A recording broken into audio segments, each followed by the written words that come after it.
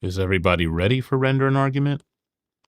If y'all want to tell the TikTok people where we live at, that would be dope.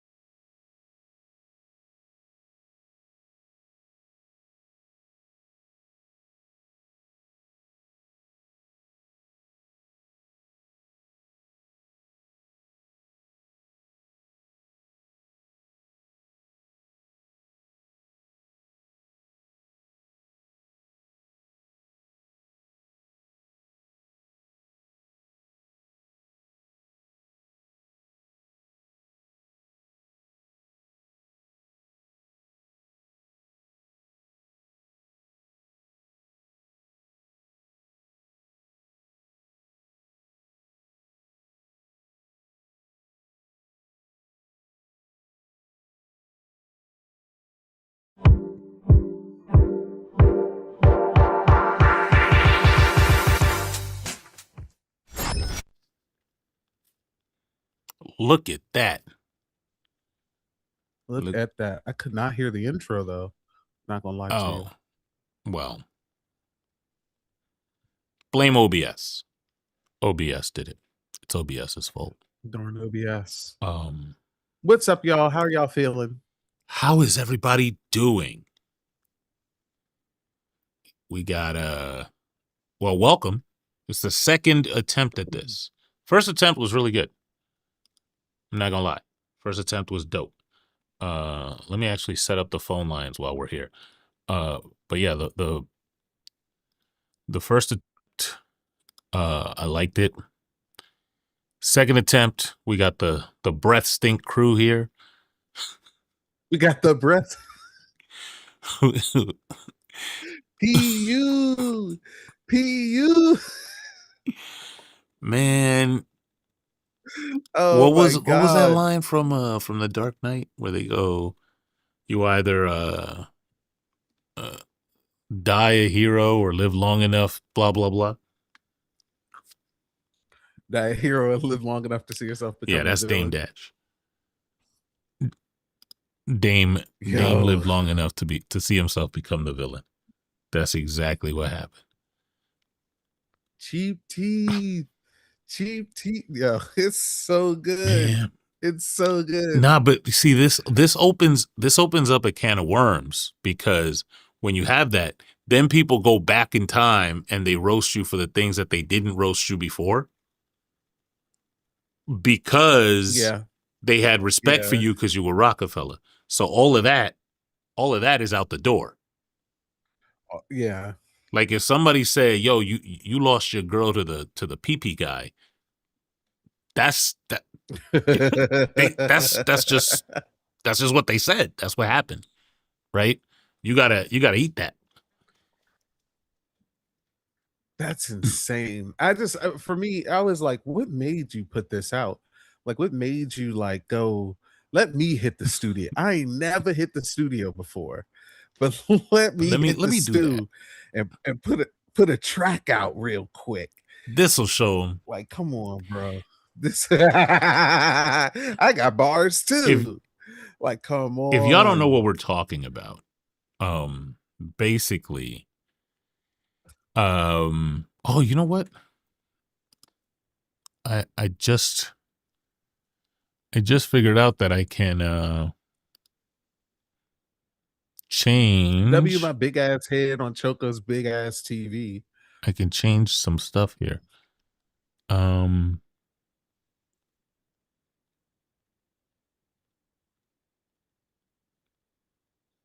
Hey, yo, J-Hops. What is happening? What is going on? What am I missing? In the chat, J-Hops said, Tiff, you wrapping up now? Hey, yo. Nah, she said you. J-Hops said you rapping now. Oh, you rapping now. Oh, okay. Shit. I got my mind in the gutter. All right. Oh, shit. Cool. Tiff been rapping. Yeah. Tiff been stealing verses. that's lore. That's lore. So if you disagree, matter of fact, look, let's do this while we're chatting it up. We got 3 topics today.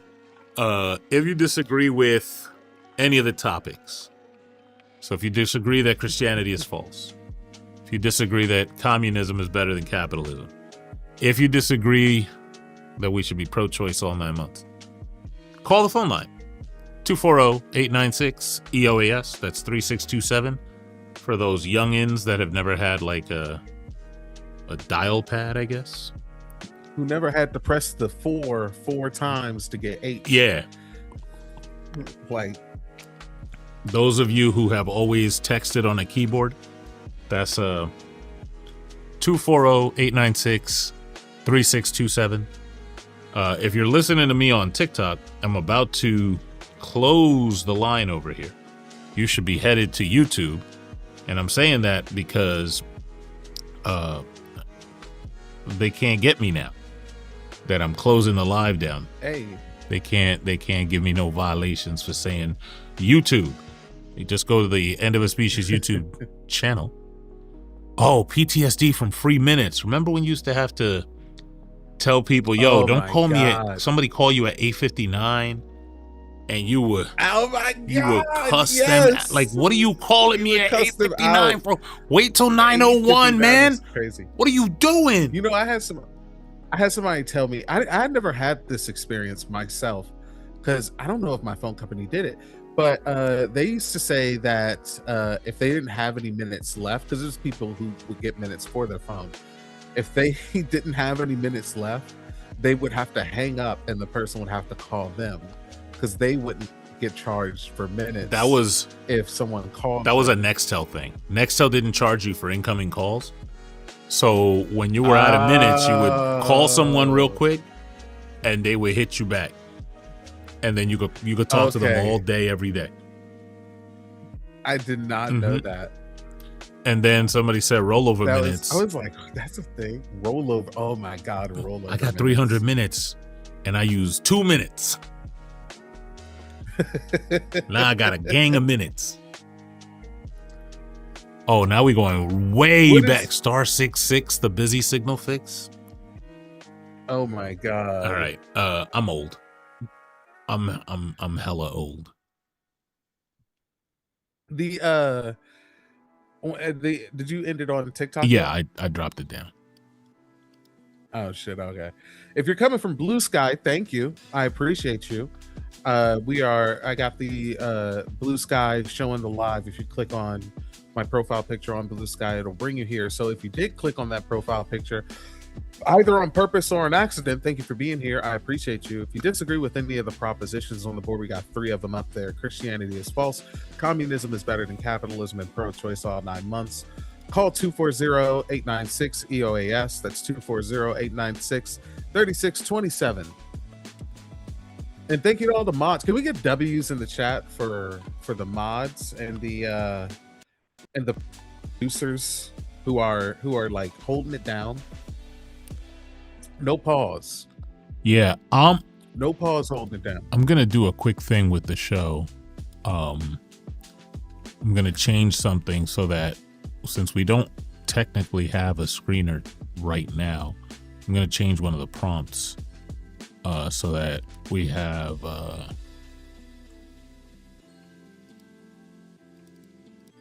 the topics.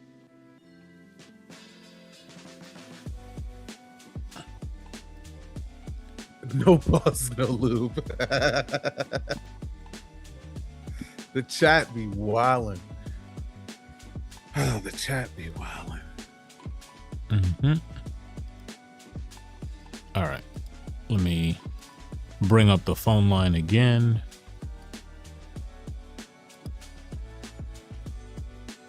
Boop. I saw last night, really, this morning.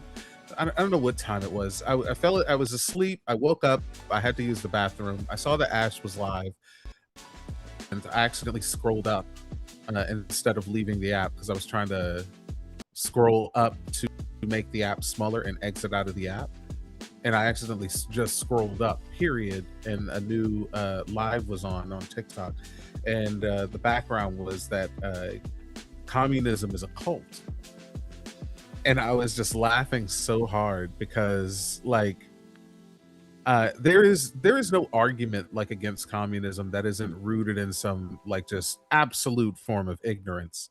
And one of the big issues, this is what Jeff's big issue is that, like, you have us like splinter cell agents getting into debates with these fucking D&D commoners with 1d8 hit point, where if they cough hard they have to go see a cleric, and we're like we're just dealing like 9d8 damage on every single one of them with every argument, and they're just like it's literally, we're sitting here and we're just like they're like, the USSR is bad, and we're like, yeah, well, what was bad about the USSR in particular? And they're like, just general badness. It's like, all right, did you disagree with the USSR, like the USSR's plan to get rid of the value form? Did you not like the USSR's like economic practices on like distribution of common goods like housing and food? Like what was it? And they're just like, What? Stalin wasn't elected. And it's just like, bro, there's no way. Like Stalin put people in gulags. And I'm just like, bro, where are you going with this? This is insane. And like that was one of Jeff's like biggest problems with TikTok. And the same thing, like it just reminded me of this whenever it was, I think it was this morning. I woke up, used the bathroom, and actually scrolled into that live because the person who was hosting that topic, I'd seen them before, but all of their arguments were just like terrible arguments. They were just like, communism's bad because oftentimes communist groups are led by white men. And I'm just like, if you don't get the fuck offline, like if you don't get the fuck off, like stop it right now. So if I just go up and yell Black Panthers, your entire live stream is getting shut down, bro. Like you think we're a cult because like you just don't know the Black anything? Panthers weren't communist. No, I've actually heard someone make that argument, which is crazy. Just the other day, was it last night or the night before, somebody was trying to tell me that the Black Panthers loved the Constitution. They were all about it.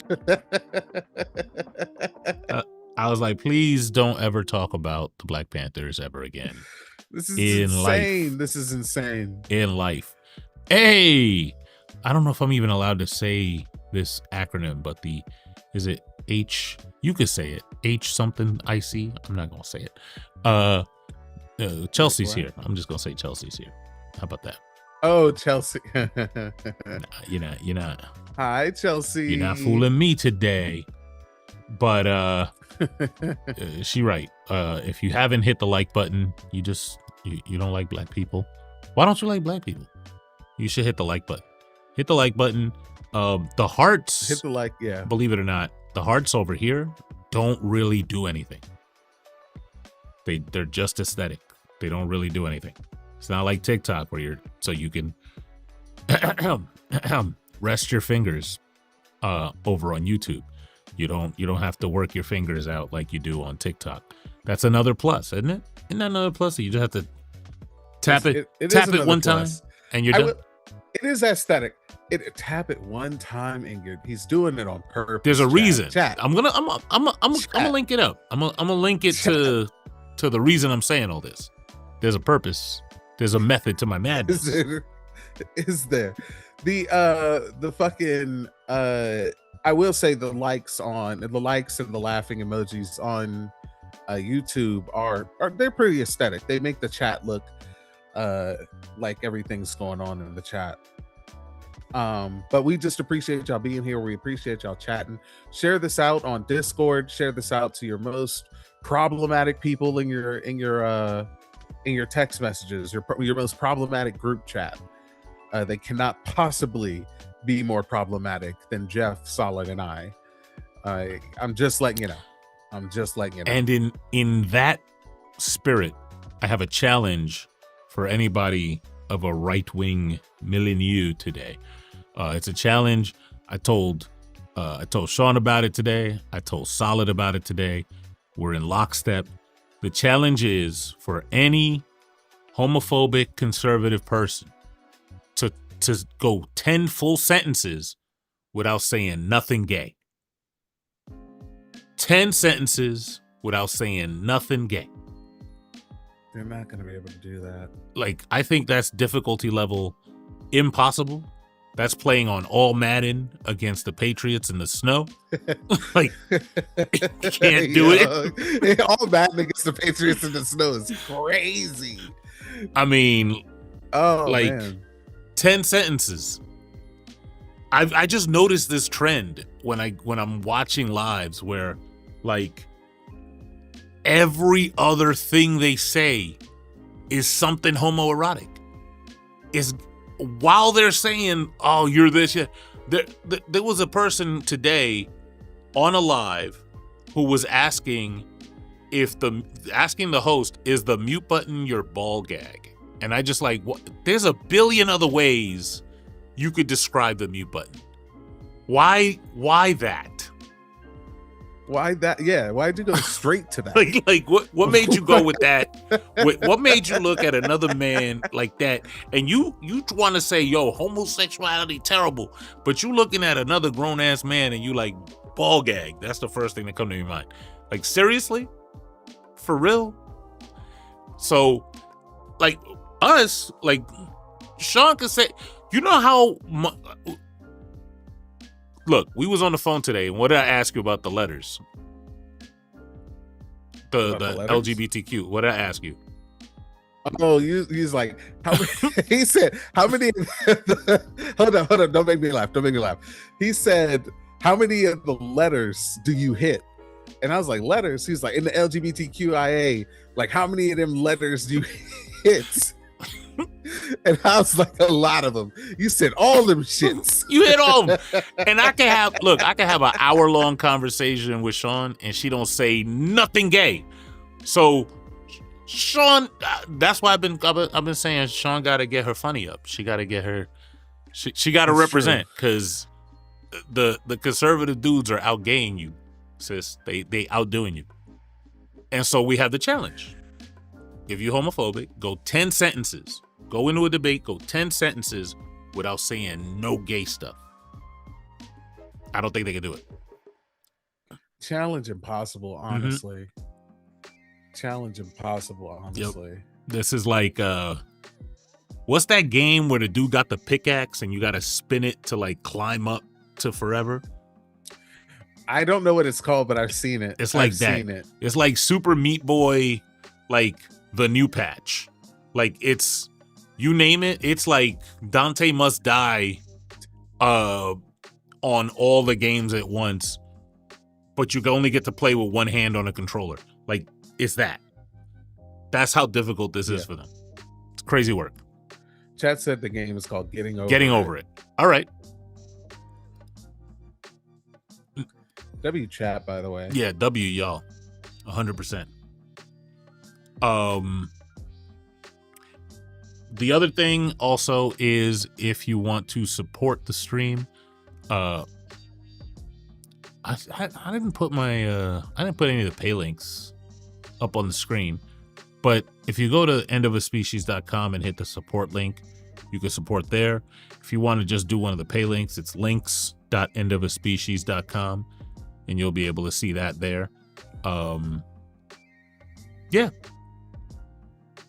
Yeah, that's the support stuff.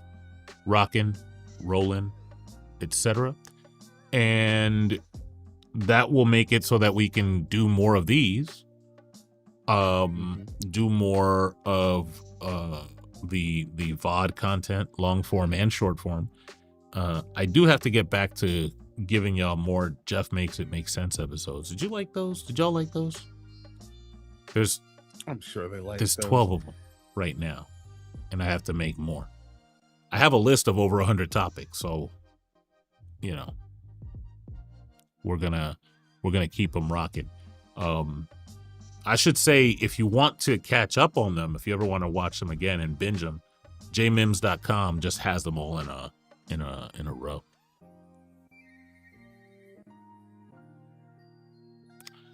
But yeah, 240-896 EoaS.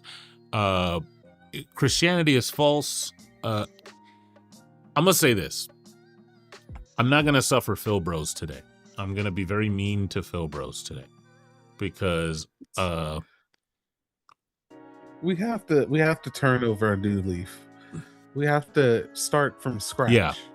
We have to suffer the Phil Bros. Well, I'm gonna tell you, this is what it is. It's not that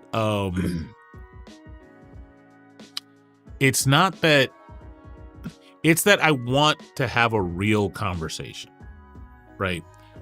And most of the Phil Bros are like, I'm with you know, I love talking to Phil, like making them crash out is fun. Mm-hmm. But when I put this topic up, I literally want to talk about whether or not the book itself is saying something true when it comes to all the supernatural stuff. Like, all the Phil Bro nonsense is trying to define it into existence or whatever. I don't care about that. Manders, I think that topic would be too complex at the moment, especially since it's so early. Maybe we'll do one like that later. But I gotta be honest with y'all. I hate talking about like countries, specific countries. Like when someone goes like, "I hate socialism," and they bring up like the USSR. I actually hate that because like they again, like I said before, Splinter Cell agents, fucking just Joe Schmo over there, being like, I can beat this.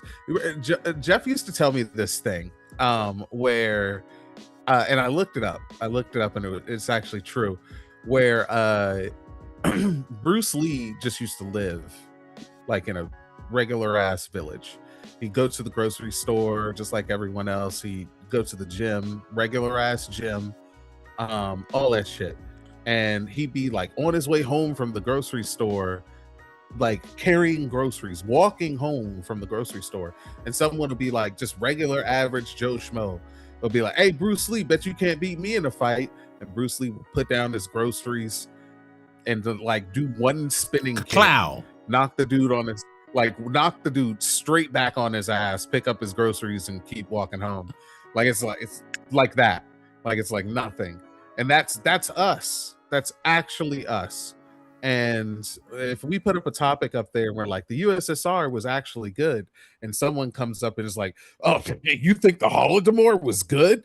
And we're like, "What year was the Holodomor? Why does that matter?" It's like, get the fuck off the line, bro. It costs money to have you on the line. Like, come on. I'm not Charlemagne yet. Like I think it just, for me, it's I'm just saying, I think there's too many people that call into shows and they want credit for not knowing stuff. And they want to talk about a thing without knowing stuff.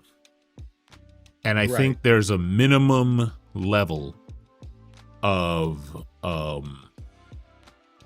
knowledge about a thing before you can start like really having a conversation.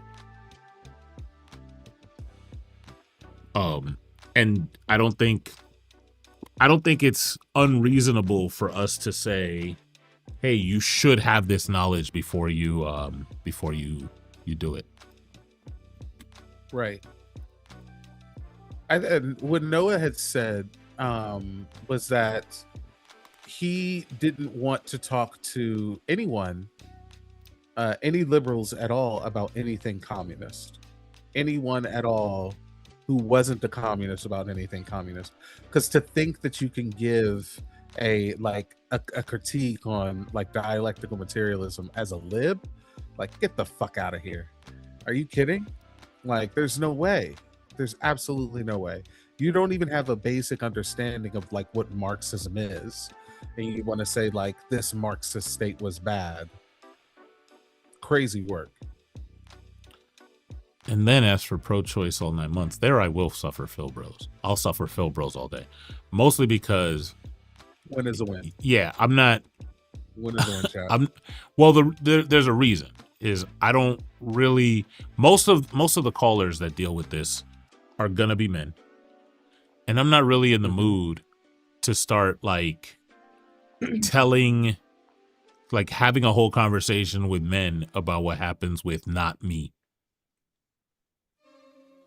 Like with not my body. That's silly to me. That's bonkers. So I typically only deal in the pro-choice argument from a philosophical perspective. I mean, that's all they want to do anyway, because I've seen a lot of y'all out there ask them to define parts of the female anatomy, and they're like, "What? Y'all got what? Those? Like the boo-boos?" Oh my god. Volvos? What's going on? And then they'll say the silliest shit like the clitoris is for nothing. What did you just? Anyway, sorry, go ahead. No, you're good. You're good. No, it's 100%. 100%. Is it not fair to say the USSR was a mixed bag? It is not fair to say that. But if you disagree with anything, call the number 240-896-EoaS. That's 240-896-3627. Here's an analogy Apologize that for you'll that. understand that you'll actually like about the USSR. Consider like an apple pie that was baked and it was delicious. And it's got fresh apples, fresh brown sugar, a fresh pie crust made from scratch and all of that. And you inject some bleach into it. It's not the pie that's poisonous. It's the bleach. That's true. The bleach is the problem. That's a fair right? point. And that's my metaphor for the USSR. And then when you find out what the bleach is, capitalism, then you go, oh, that's the shit that fucked everything up. Okay. Exactly. So if we do that without the bleach, then we just have a regular old pie, and that's delicious. That's great. It's great. For me, I find it hard pressed for people to actually find something wrong with the USSR, that they're not just like, it makes me feel bad. I'm just like, because like these same people who say this shit, they'll be like, they'll sit there and look at us in the face and be like, Carmelo Anthony deserves to be behind bars for the rest of his life, but Joseph Stalin shouldn't have arrested Heimlich Himmler for anything at all. Just like, what are you talking about? Like, what are we doing, bro? I never even noticed like, that those the two sentences. That's hilarious. Like it's just, that's their entire critique. Like every time I bring it up, and I'm just going to bring it up here, because I'm sure someone's going to bring it up if they call in for it. Every time they bring up the Holodomor, I ask them about the kulaks, and they're just like, they either don't know what a kulak is, or they just justify what the kulaks did. And I'm just like, okay, cool. So like Stalin starving millions of people is like the worst thing in the world. But capitalist ventures like killing their livestock so that they can starve millions of poor people because they hate poor people, and nothing other than because they hate poor people is a good thing. That's a great thing. That's free market enterprise, apparently. And we're supposed to do more of that. Like, what? There's a question that I like to ask just to gauge how honest somebody's gonna be. And I get all sorts of the weirdest answers to this question. And I put up two doors, right? And this is more for socialism, but by transitive, also communism. And I'll tell somebody if they work a wage job. So I got two doors. Behind door number one is your wage, right? The whatever your paycheck is on payday. And behind door number two is whatever your cut of profits would be if they were divided equally among everybody in the place. And now it's payday. And you know that behind here is your paycheck and behind here is your cut of profits. Which door are you picking? And I've heard people go, well, how will the company make money? Oh my God. How will they keep the lights on? Oh my God. If the owner's not making money, he won't hire nobody. Starve me, daddy. like what is happening? What is happening? But it's a choice. Like, built into the thing, mind you, is the choice. You could just pick one or the other. And they're like, money? I can only get that through a lotto ticket, my friend. I don't know if you know how this works. Like, I scratch off the ticket and that gives me extra money, but my paycheck, that gives the extra money. Like, I work and they give me what I'm worth. Yeah, yuck. I'm bad. That's you sound woke. The woke mafia, the woke mob. You sound foolish. Chocolate Bear, any suggestions for reading for communism in particular? Start off with Why Communism by MJ Olkin. I like that book. If anyone disagrees with the topics up here, it is oh, you can't see my finger. There it is. Anyone disagrees with the topics up here, the topics are: Christianity is false, communism is better than capitalism, and pro-choice all 9 months. Call the line 240-896-EOAS. That's 240-896-3627. And render your argument. We do not bite, and especially today. Like, today is the second show. We are going to we're going through stuff, right? Like, we're testing everything out.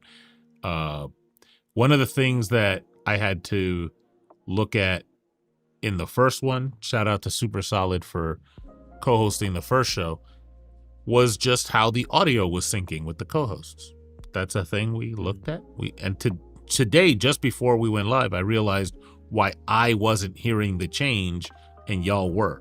So that's a thing that I looked at. And these are like the growing pains to make this like a better production.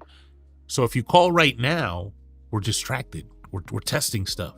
We're in testing mode. We don't even have our arguments together yet.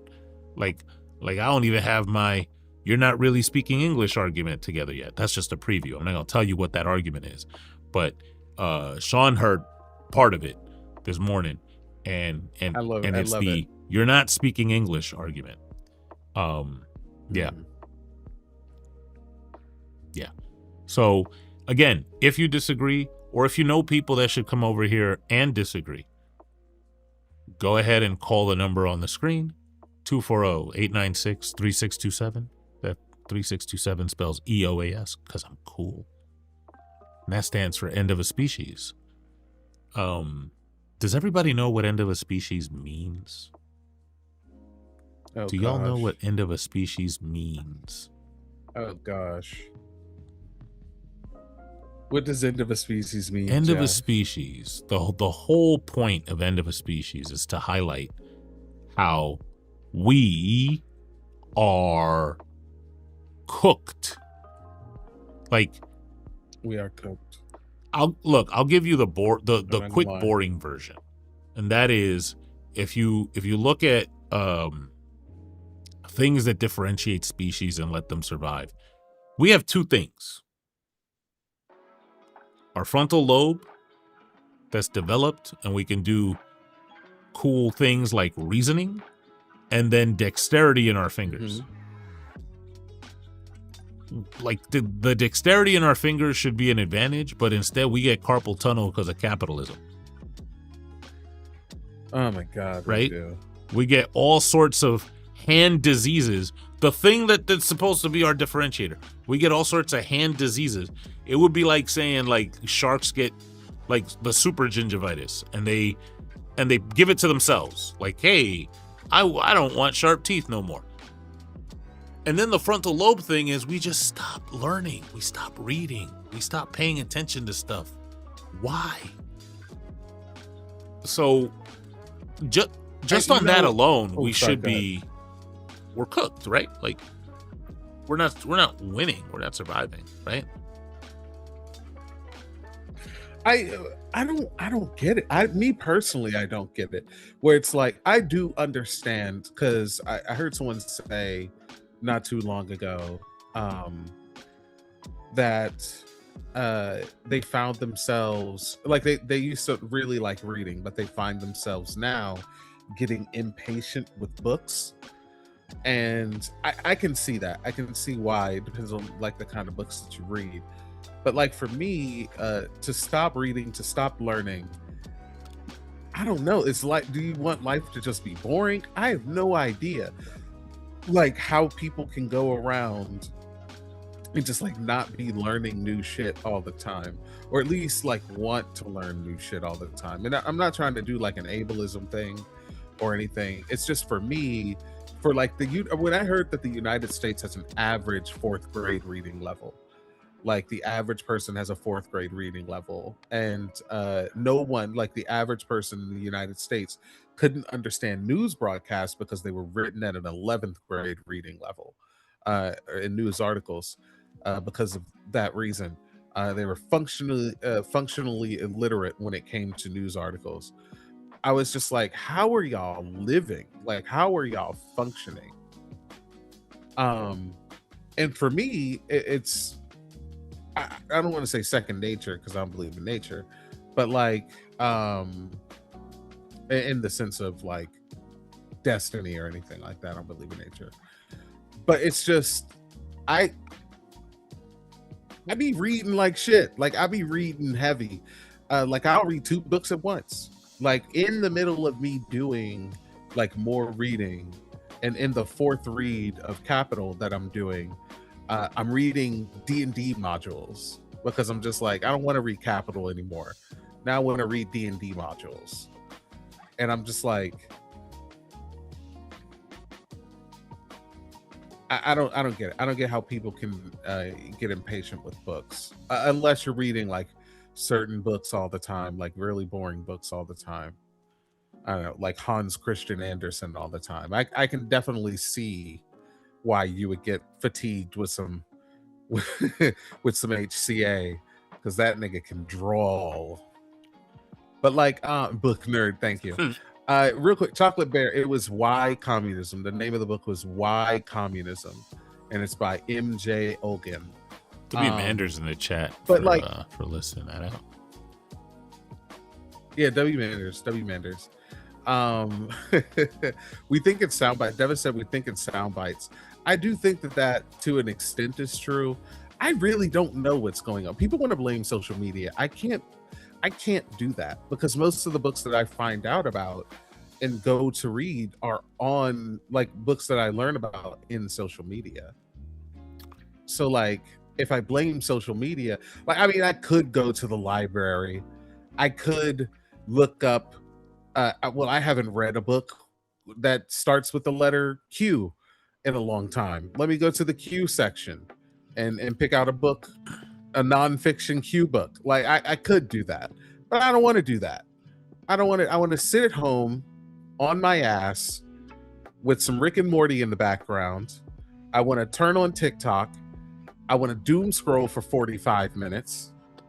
And I want to learn about a book, and then I want to grind out that book like a fucking JRPG. That's what I like doing. Here's my thing. Even if you don't like reading, even if you don't like learning, do you like getting conned? Like, I don't think anybody likes getting conned. And there's so much stuff that people just tell you. And then if you don't know where to look or how to look it up, or if you operate within confirmation bias, or if you operate with some cognitive dissonance, you're going to get conned. That's what's going to happen. There's no 2 ways around it. Somebody's going to tell you something and you're going to believe it because it feels yummy in your tummy. And then you're just going to hand them your dough, your money, your do-re-mi, your cash, your greenbacks. Or you're going to allow them to get opportunities that should be yours.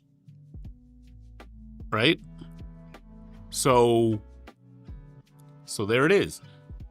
If you learn how to research, then when somebody says, like, some of the stuff is egregious. Like, hey, I have spent money that you gave to the government to clean a pool. And then you look at the pool and the pool's green. You didn't clean the pool. There are people, if you're defending that, then I don't know what to tell you. Like, that's y'all. Right? But when somebody says, hey, the reason for this issue that's fucking up my job is this part of the demographic, this particular demographic, and you don't look it up, then you're allowing the person who's actually fucking up your job to gank you. You a sucker? They're making you a sucker. That's what you are. You're a sucker. That's what it is. That's what it is. And you know why most of you niggas are so docile? Because you're Christians. But y'all don't want to talk about that. Look, you were one of the first people that I heard that also had smoke for Buddhism. Really? Yeah. A lot of people just think that the Buddhism is like the escape hatch. Now, I'm cool with people that are like Buddhists on in an app, like app Buddhists, where they meditate to get they brain right. Right. But right. all of this Four Noble Truths, like suffering is supposed to happen Buddhism. Literally. You could mail that. You could mail that somewhere away. Like, nah. It's the same type of thing. Get rid of your desires, Buddhists. Oh God. Oh God. Oh God. Like, if you want to talk like the dude from Mystery Men, yo, that sometimes, I mean, if you do that right, that's like kooky, mysterious. That's cool. You that dude at the party that says the weird stuff, and we're like, hey, there's Rob. Cool. But the whole thing about like, hey, I got laid off again. Yeah, that's just life. Oh my God. Oh my God. Hey, I worked for 50 years for this company, and they took my pension. Well, if you didn't desire a pension, you wouldn't need a pension. Literally this. I get madder at things that aren't even like, well, they're the company's fault. It's capitalism's fault, period. But like, someone told me today at my job that they didn't get laid off at their old job. The job disappeared. Like the company went bankrupt. And they had to go, the company went under, company went bankrupt. So like 50, 60 people in this area were just like out of a job. Just one day, they were just like, yep, we're not gonna be here anymore. People who had pensions, people who were about to retire, just gone, just job gone. Like, I was like, there's no way. I couldn't. I would go to prison. Like, someone would have to pay for that. There's no way I could put 20 years into a job, 30 years into a job, be about to retire, and then that business just goes away. And now I gotta, start over at Food Lion, stocking shelves. Like, there's no way. And you gotta think about every single time that somebody told you that you were doing something incorrectly, and they were like, hey, you're doing that wrong, and you gritted your teeth because you're like, this is my job, I'm getting paid. And then one day where it's like your quarterly review, and then, hey, can you come in the office real quick? And they listed out all the shit they don't like about you, but they say it all like, because you're not gonna do nothing because you got. And so I like to think, hey, the one thing that's keeping, when you say disrespectful shit to me, the one thing for a worker that's keeping me from whooping your ass is the fact that you got this stuff that I need that you're going to give me. Now you telling me you don't got that stuff? This is the thing. It's like at the end of the first Deadpool where he's like, did you just tell me you can't fix my face? The one reason I'm keeping you alive? Like that. And we're supposed to say, well, at least these guys, they took my whole livelihood, but they make jobs, so it's a wash. It's cool. It's cool. Capitalism, man. Capitalism. Another benefit of calling is that now you get your name on the screen. You see that? So, nice. If you do call in, once you give me your name, your age, and your topic, it's gonna go on the screen. You'll be part of the stream while you're getting debated. While you render your argument and have it critiqued academically.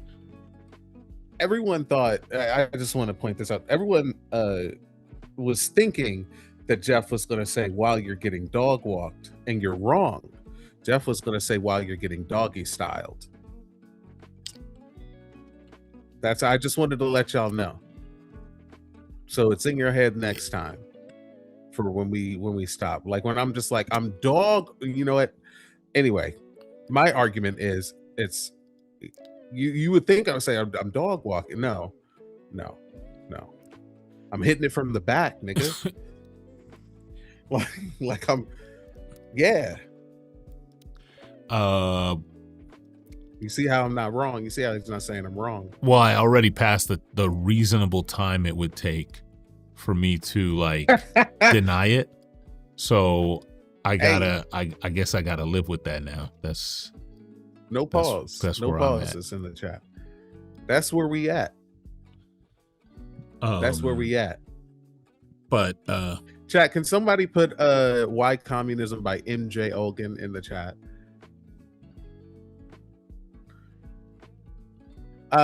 Sacred said people are scared to call in. I don't know, man. Are they scared? I mean, I would think so. I'd be scared of me too. You know, if I'm being honest. I was gonna say, are they scared or are they smart? But I was like, is there a difference? It's not. Look, here's how I see it. If you have the truth with you, right? Mm-hmm. What'd you say, Blink? I just saw one word in that chat. And it hey, yo. Okay. All right. We need that. We need that no pause, no lube shirt, Jeff. No lube is the modern no Vaseline, I guess. So that's what it is. That's what it is. Look, when people call in, let me give you the example of like there was a younger dude that called in, no baby oil, babe. representing the end of a species clan well, I guess. So coconut oil, all of that. So there was a dude that called in to the first stream, and he wanted to run an argument. Do you remember the younger dude that wanted to run tag in the first show? Yes. All right. Yes. And who didn't know he was running tag at very crazy work. Doesn't know that there's different versions of tag. Doesn't know what logic is. And look, if you just know logic, like classical logic, and you don't know like, and you're not like a logician, you're not doing it as math, that's fine. But didn't even know like the basics.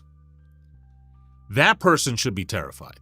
That person should not have the hubris that they do. They shouldn't have the bravado, the confidence, all of that at all. They should be terrified. Right? Now, if somebody thinks that they have the truth and they've researched it, it will look like y'all are not going to give us no pass if we're being dishonest. It's going to look bad if we're dishonest. Right? So we should, like, you should be able to join up, make your case. The thing that they don't like is when you slow it down, and when you slow it down on them and just go, hey, we're going to go 1 point at a time to make sure that everything is copacetic. They really hate when you write it down.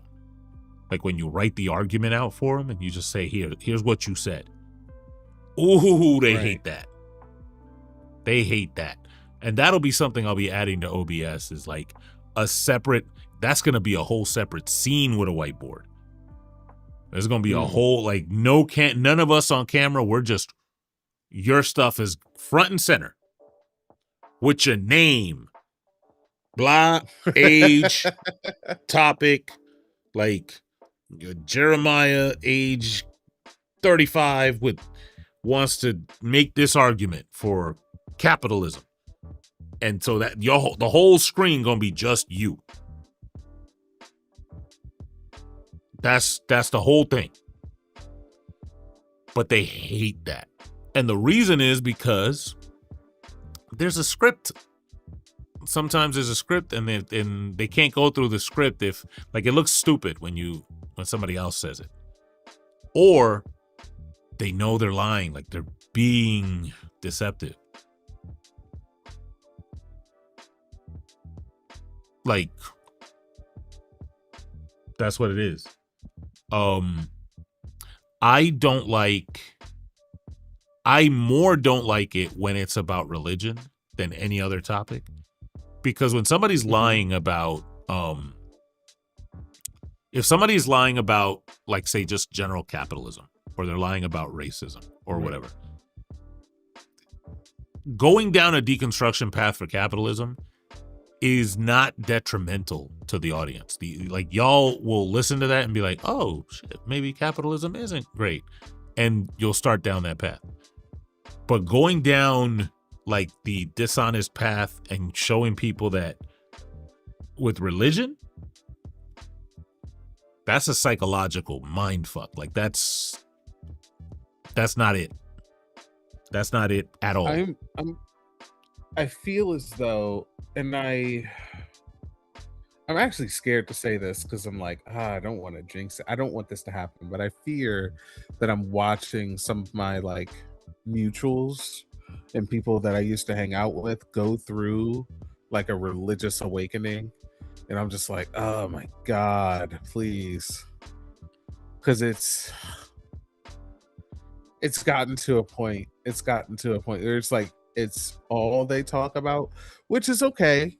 It's okay. Like, if any of you know Sammy, like, no shade, no tea, no shade to Sammy. He's a Hinduist. But, like, me and Sammy used to be on live for hours just talking about socialism, communism, debating people, going to conservative lives together. And now all he talks about is Hinduism. And it's been like that for a while.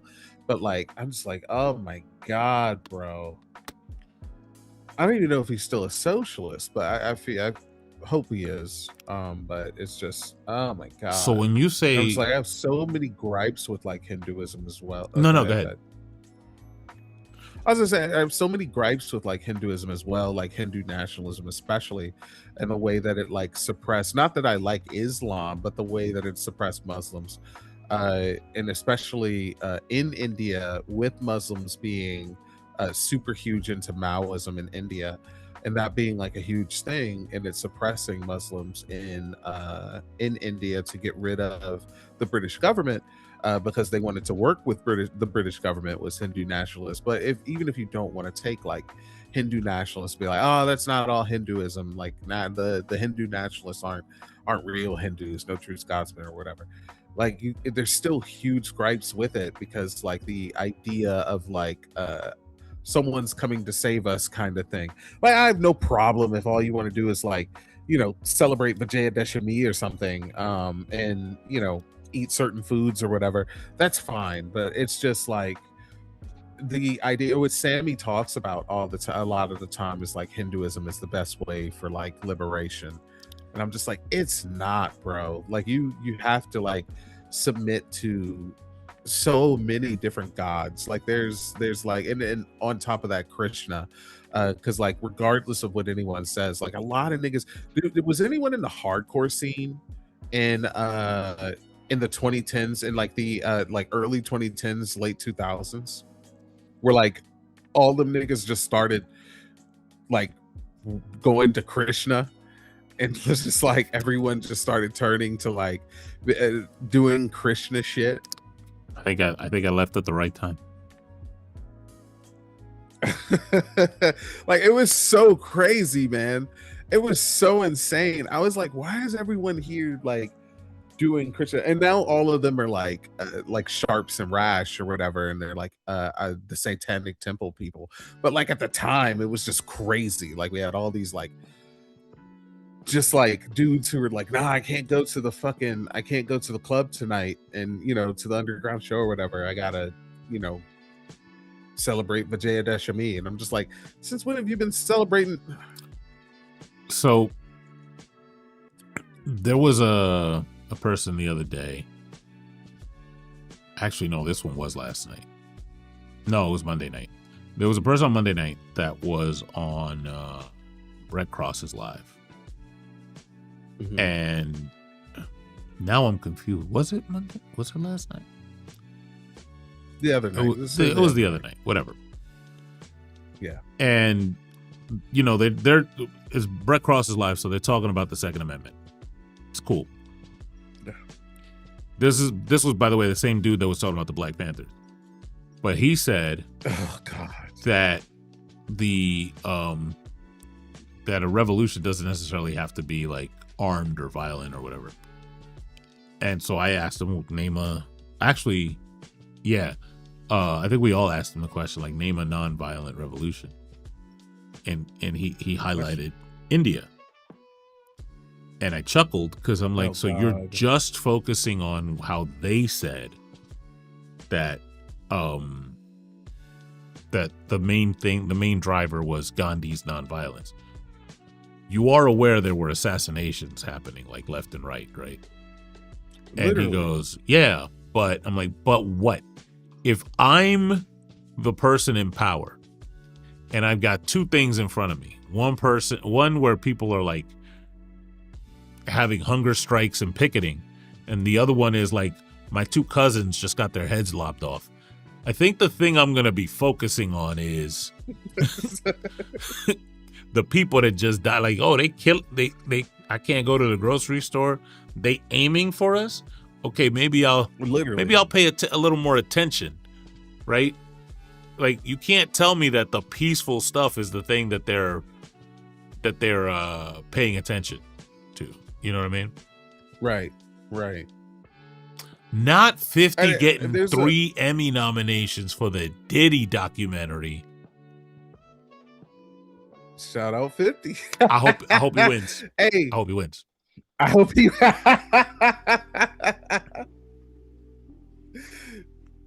Oh man. But the off of your point, Jeff, like there we read during the bread, one of the first things we read was how nonviolence protects the state, and there are some like anarchist L's in there. But like one of the big things that they talked about in that book, what Peter Gelderloos talked about in that book, was that the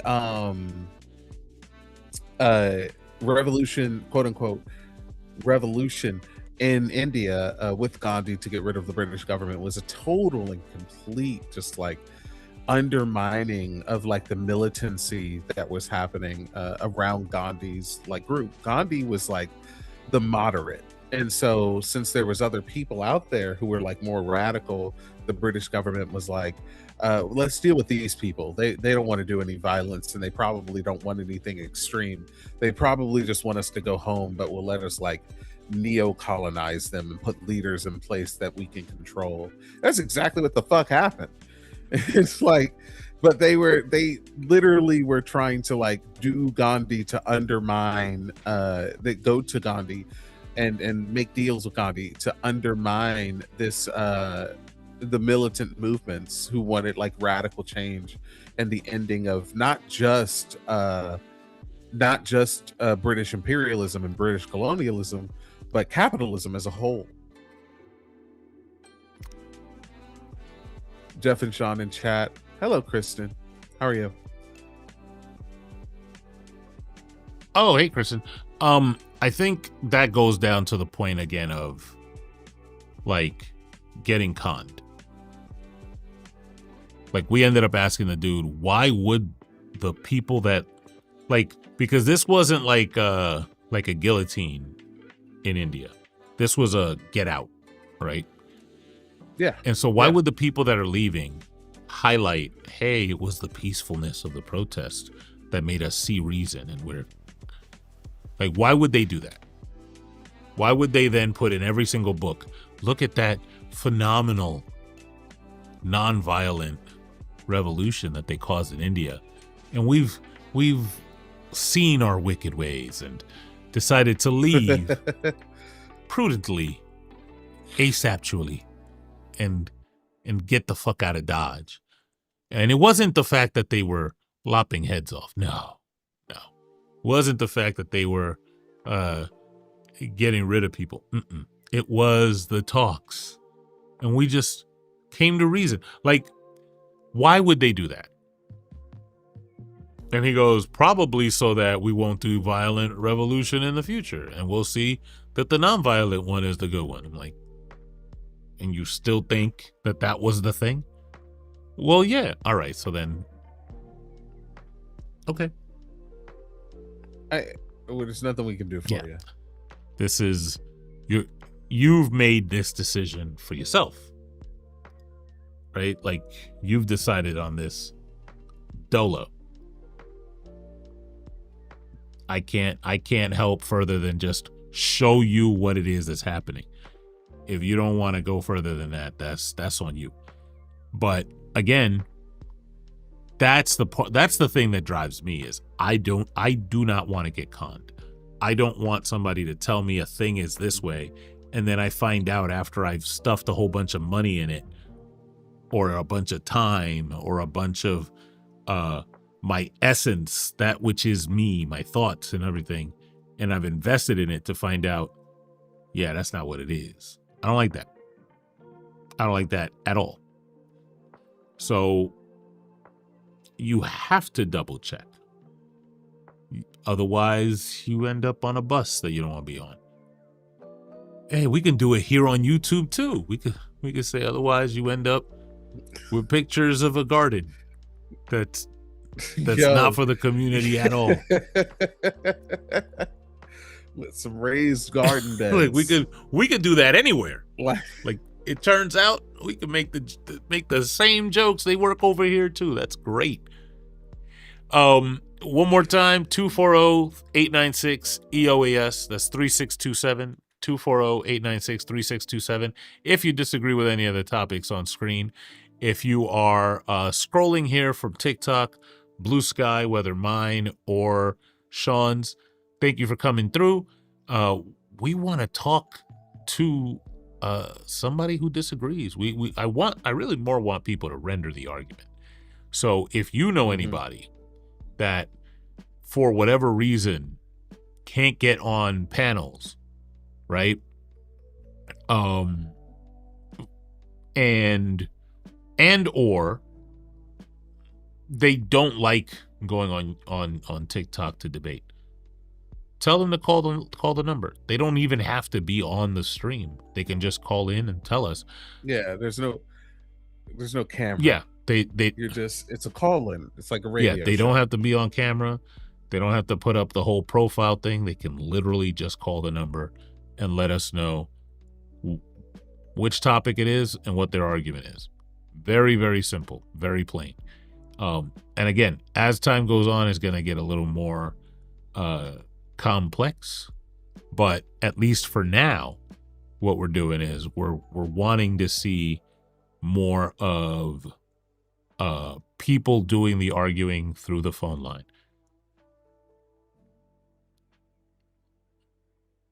Yeah, so call in.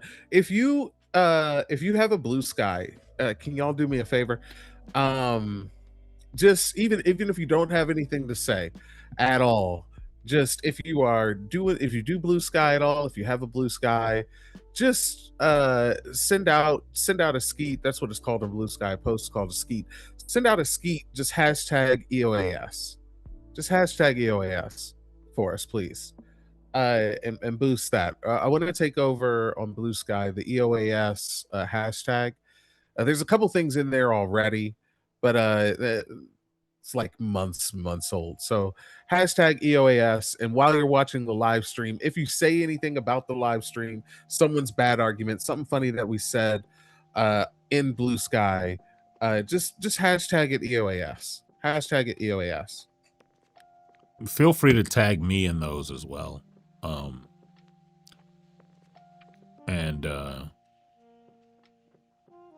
It's I think my Blue Sky is a custom one. It's like jeff.endofaspecies.com. But yeah, tag me. I want to see those.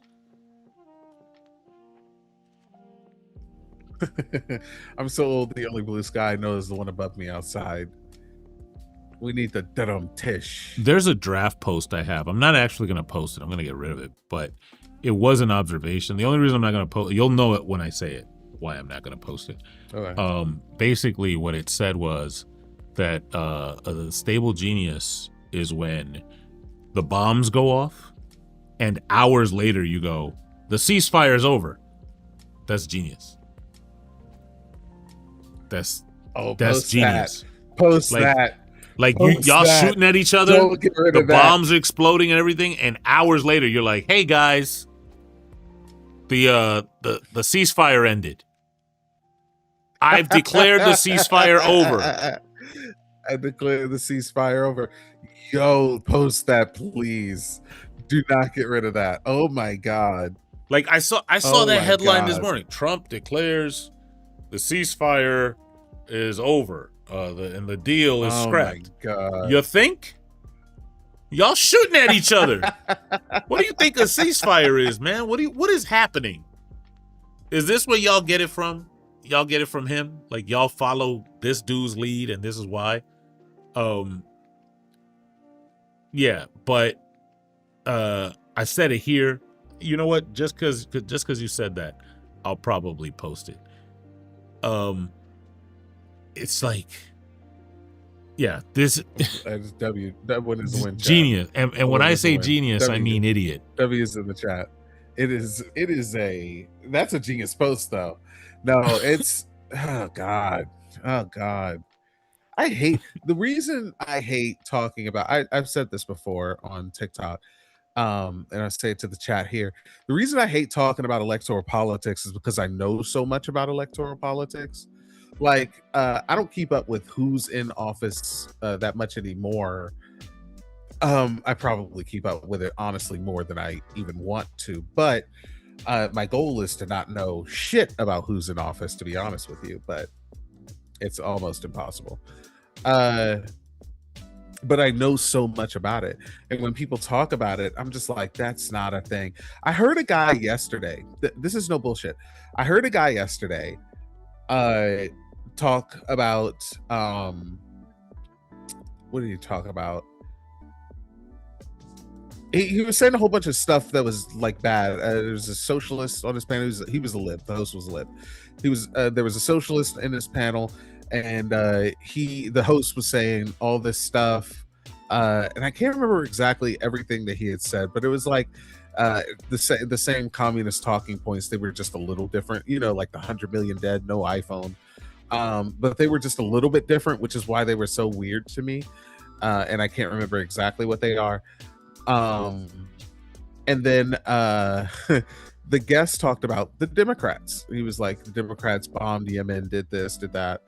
And then he said, oh, I don't know if you know this, but Joe Biden ended the drone program. And I was like, there's literally, so drones, I don't know if y'all know this. Drones are called UAVs. They're unmanned aerial vehicles. That's what they're called, UAVs. And when someone says Biden ended he said Biden ended the drone program, and I was just like, there's UAVs flying over the heads of children right now in Palestine with like the American flag on them, with like soundtracks to them, just fuck yeah, like just flying over the heads of fucking Palestinian children with Joe Biden's signature on the paperwork. There's no way. Like, and would y'all just say anything?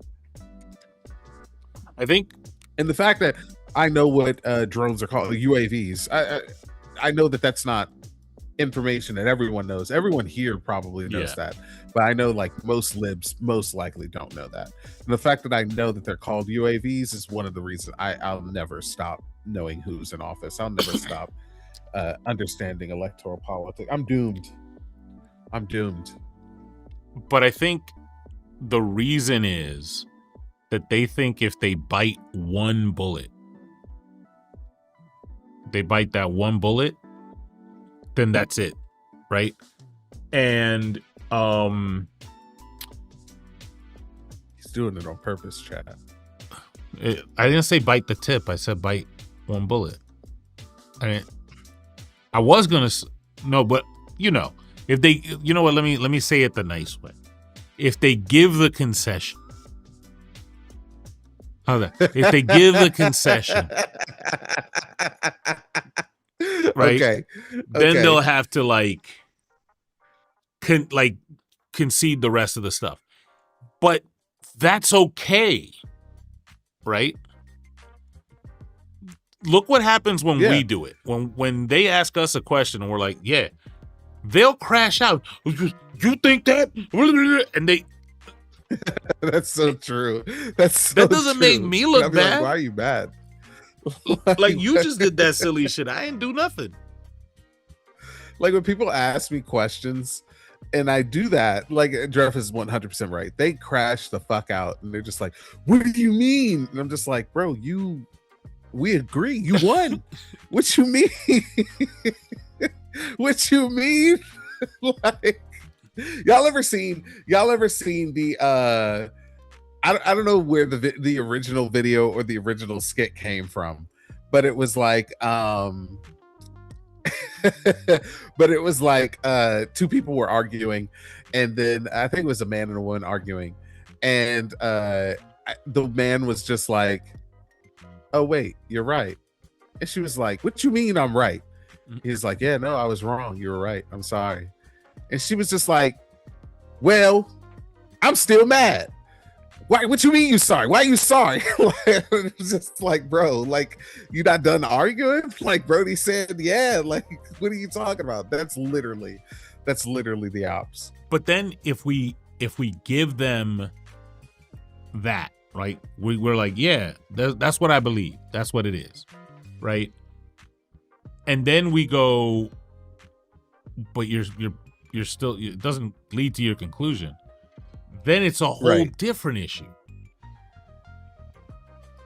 And I just, it does make them look more bad than it makes us. And so I think for the people that are like, well, Joe Biden did, they want that clean cut, like, we're good, they're bad, even though it's not there. They're not going to get it. And it causes them to have to like make these declarations that just don't make sense. You know, that just lying through your teeth. 100%.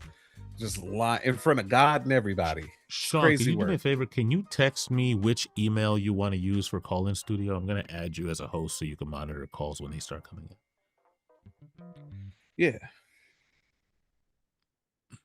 This is just going to be my Gmail if you remember that, but I'm going to send it to you. Anyway. Well, I have, wait, do I have two for you? I think I have two for you.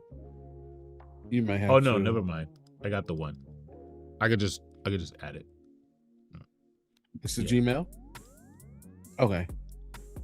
I don't need to send it. Let me delete that message.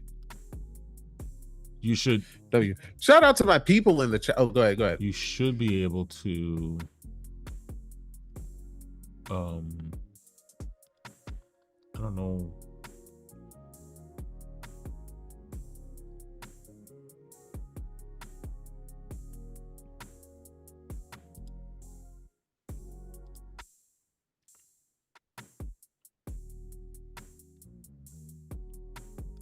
Wait. It's hyperbolic. Theus will jump to, oh, you just think something came from nothing?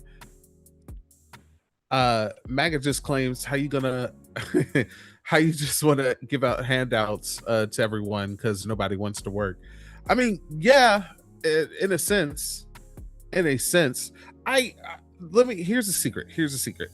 I think that it is from the research. I haven't really done any research, but I've just read other research that people who like went to school for this topic did.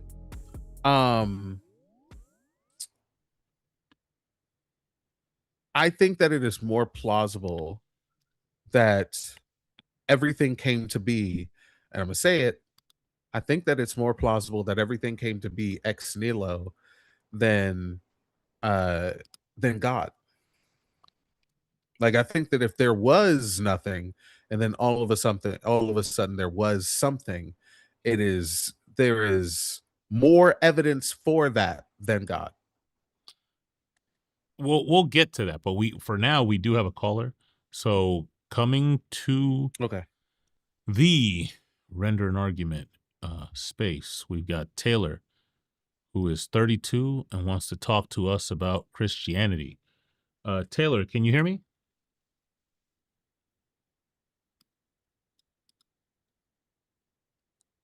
Hey, can you Taylor, hear me, guys?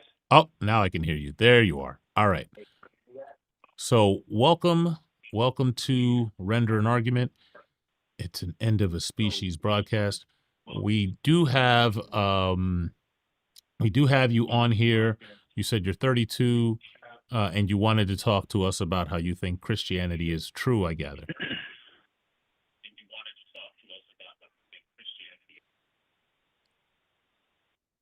I can't hear you guys on my phone, so it's a little bit hard because there's a little bit of a delay.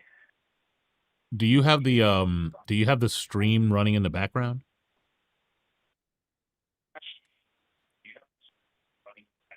Yeah, I do. Okay, 1 second. He can't. Yeah, I know what's going on. He said he. Okay. Now you should be able to hear us on your phone. Okay, cool. Awesome.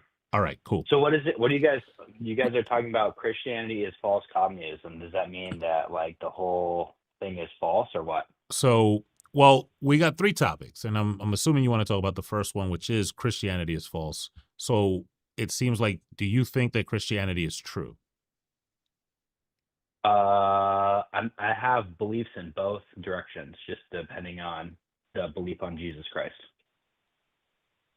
So this is like a Paul kind of thing, like if the resurrection happened, then sure. If not, then we're the worst among men or whatever. No, it's more of just like if people believe Jesus Christ existed or not, and what the point of Jesus Christ is. Sure. Expand on that. So, obviously the Christian church, like Christianity as a brand, essentially, it believes that Jesus was a blood atonement sacrifice, right? So there's a lot of people who believe that it's not. He just has a message. And which belief do you hold? By the way, you're a little low. I've got you turned up all the way, but you're still a little low, so I don't know if you can speak closer to your microphone. No worries. Here, let me. Can you hear me a little bit better now? Yeah, you're coming through better now. Okay, cool. So essentially, like what I believe right now is actually I kind of agree with you guys, but I was curious what your opinion is, which is the institution of Christianity is it's a structure to control people, but the message of Jesus Christ is true to a certain extent. So what do you think that message is? It's like a universal message of, I think it's more about love and helping each other. It's unity. It's a unity message more about than sacrifice. Love for who? For each other. But like specifically like everybody, or specifically like a specific group of people? So I think I guess given that we're all Gentiles, it's everybody's included. Okay. All right. So I don't think that was Jesus' message, if he existed at all. I think that was Paul's message. Okay. And really as a byproduct of Paul not wanting to follow the Mosaic law, because, and there's no easy way to say this, or like non-crude way, he was just a horn dog. And because he was a horn dog, he just wanted to not follow these specific laws. Or if he did, he wanted to like Are be you talking completely, I'm talking about Paul. Like he wanted to be completely celibate and have everybody else be completely celibate. Yeah, so I agree with you on. So I don't know everything about Paul at this point, but I think that he's a false apostle.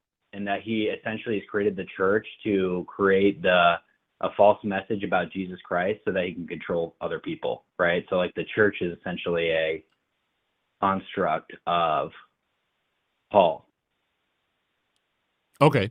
So then, if that's the case, then if all you're doing is referring to like the Jesus message in the Gospels, then the Gentiles are out, How so? because every time that Jesus encountered a Gentile, he treated them like a second class citizen or avoided them completely. Which verses are you referring to? Because I feel like all the verses and healing the blind man and multiple other things as well. Well, the blind man was an Israelite, but I'm talking about like Matthew 15. That was a Gentile woman. He ignored her first, then she had to refer to herself as a dog before her daughter was so healed. The way I think, in my opinion, the way I look at it is that Jesus, when he says the way to the kingdom of heaven is through him, and that it includes all Jews and Gentiles, so anybody who, whether he interacted with or not. But I think a lot of his purpose too as well was to speak to religious authority about the structure system that they created, which actually kind of deducts from freedom, right, from the people around them. So, and then I think a lot of times, I mean, maybe Mary was an Israelite, maybe his other disciples were, I don't know who else was just Jewish or not, or Israelites or not at that point. But I think he accepted people from all walks of life. I think that's a lot of the main message of Jesus. So I think the point of forgiveness and love and unity is all walks of life, are accepted by him and his message as well. Yeah, I mean, I would agree So, for walks of life, but not for ethnicities. Like literally everybody he dealt with was some stripe of Israelite, and yeah, but that's like because he was in like if you read Matthew, Israel. well, he was in Judea, and it was a Roman vassal state where there were all sorts of people. Like there were actual Romans that went up and asked for healing, like the centurion. He had to get the okay from the elders to say, hey, he was a good guy, he helped us with the temple, before he even saw him. In Matthew 10, when he sends the disciples out, he specifically tells them to avoid any road leading to Gentiles. What's your conclusion on Jesus Christ? I think he was a character created to start a brand of proto-racism. Oh, proto-racism? Okay. Yeah. So where do you think the racist parts about Jesus were? Just in the kind of differentiating between Jews and Gentiles and things like that? Yeah, easily. Like, let's see. So I think Matthew 7:6 is the don't cast your pearls before swine, right? Everybody says don't cast your pearls before swine. But very few people quote the sentence before it, which is don't give what is holy to dogs. Right? And so he establishes that expression. In Matthew 15, the story about, and it starts in verse 21, the story about the Syrophoenician woman. She's a Gentile, and he refers to her as a dog, talking about, you can't give to dogs what's reserved for the children. Now, I want you to think about this. What's your race? Yeah. Just out of curiosity. I'm white. All right. I want you to think of like 1941 in the United States. And I want you to think of a black mother going to a white doctor who has a whites only sign in front of his house or in front of his office. Mm-hmm. But she's the closest, like that doctor's the closest person to her, and her daughter's sick. And the doctor calls her the hard R and says, get out of my office. Yeah. And she refers to herself as the hard R. She goes, I am the hard R, but my daughter has this terrible headache. And, you're white people are much better than me. I get it. But can you please help my daughter? and he throws her some aspirin and says, "All right, go." And then the next day, he opens his office and gives free healthcare to all the white people that come up. Do you think there's a difference between what I just told you and what happens in Matthew 15 from verse 21 to the end? So I'd have to research that verse a little bit closer, but I mean, if that doctor's a Christian and that's what he's representing, I wouldn't agree with that, right? So, But I'm just saying, like, the way that let me outline the story for you so you know what you're responding to. Oh, A woman goes up to Jesus. no. The Matthew story or the Matthew story. 1941 story? The Matthew Okay. story. Yeah. So I think, hold on. Maybe let me explain what I heard, and then you correct me if I'm wrong. So what I heard is that you said that Jesus was referring to a woman from like outside of Judea as a dog, right? That's what he was saying. It was more than that. He was basically was. But they're better than dogs, right? Say it again.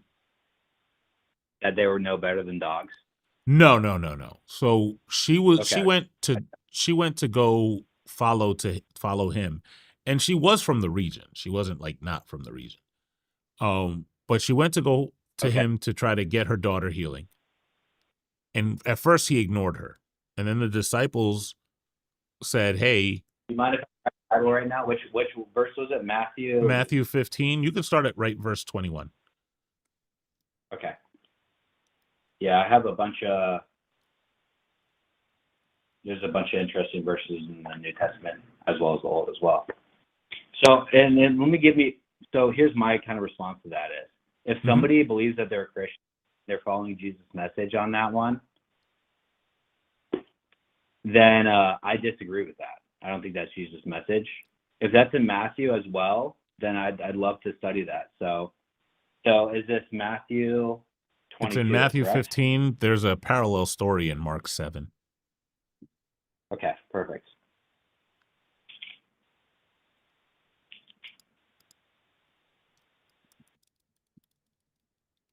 All right, so which verse do we start with in Matthew 15? Start in 21. What translation are you reading, just so that I could follow along with you? Is this the case of a Gentile woman, this story here? Yeah. So I have multiple ones I can read. So I have NLT. I can read multiple different ones as well. You have King which James is your version. favorite? What would you prefer? So this one, the NLT, I'd read this one, but I'm open to I read actually 4 or 5 different Bibles. So yeah, go. So then Jesus left out. You're fine. Tyre and Sidon. A Gentile woman who lived there came to him, pleading, "Have mercy on me, O Lord, Son of David. For my daughter is possessed by a demon that torments her severely." But Jesus gave her no reply, not even a word. Then his disciples urged him to send her away. "Tell her to go away," they said. "She is bothering us with all her begging." Then Jesus said to the woman, "I was sent only to help God's lost sheep, the people of Israel." But she came and worshiped him, pleading again, "Lord, help me." Jesus responded, "It isn't right to take food from the children and throw to the dogs." She replied, "That's true, Lord, but even dogs are allowed to eat the scraps that fall beneath their master's table." "Dear woman," Jesus said to her, "your faith is great. Your request is granted." And her daughter was instantly healed. Go to now read what happens in verse 29. Jesus returned to the Sea of Galilee and climbed a hill and sat down. A vast crowd brought to him people who were lame, blind, crippled, those who couldn't speak, and many others. They laid them before Jesus, and he healed them all. The crowd was amazed. Those who hadn't been able to speak were talking. The crippled were made well. The lame were walking, and the blind could see again. And they praised the God of Israel. All right. So here's what we got. The very next story is more of the same, but it's something that people understand. It's the loaves and the fishes. So people that's a famous story. Hold on. You're breaking up a little bit. Say that again. Hold on. Can you hear me pretty clear? Now I can. Awesome. Hey, by the way, I'm not here. I'm actually not debating you guys on everything. I went on YouTube. I saw your channel and I thought it was interesting. I thought you guys were cool. So I just called you. I'm not here to I was just wanted to share my perspective here. So I'm not Yeah, trying you're to cool. like prove any point. We're good with that. We're good.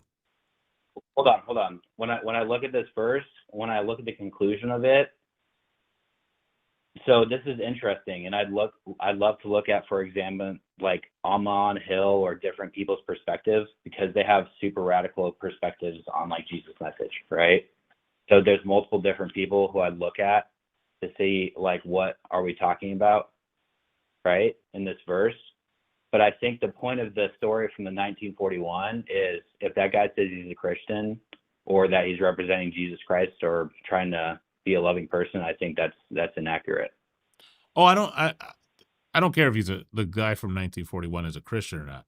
I just want to know what's the difference between what he did, right, and what When Jesus I did. look at the end of the verse here, he says, "Your faith is great, your request is granted," and her daughter was instantly healed. So I see healing happening. So did the doctor heal the patient?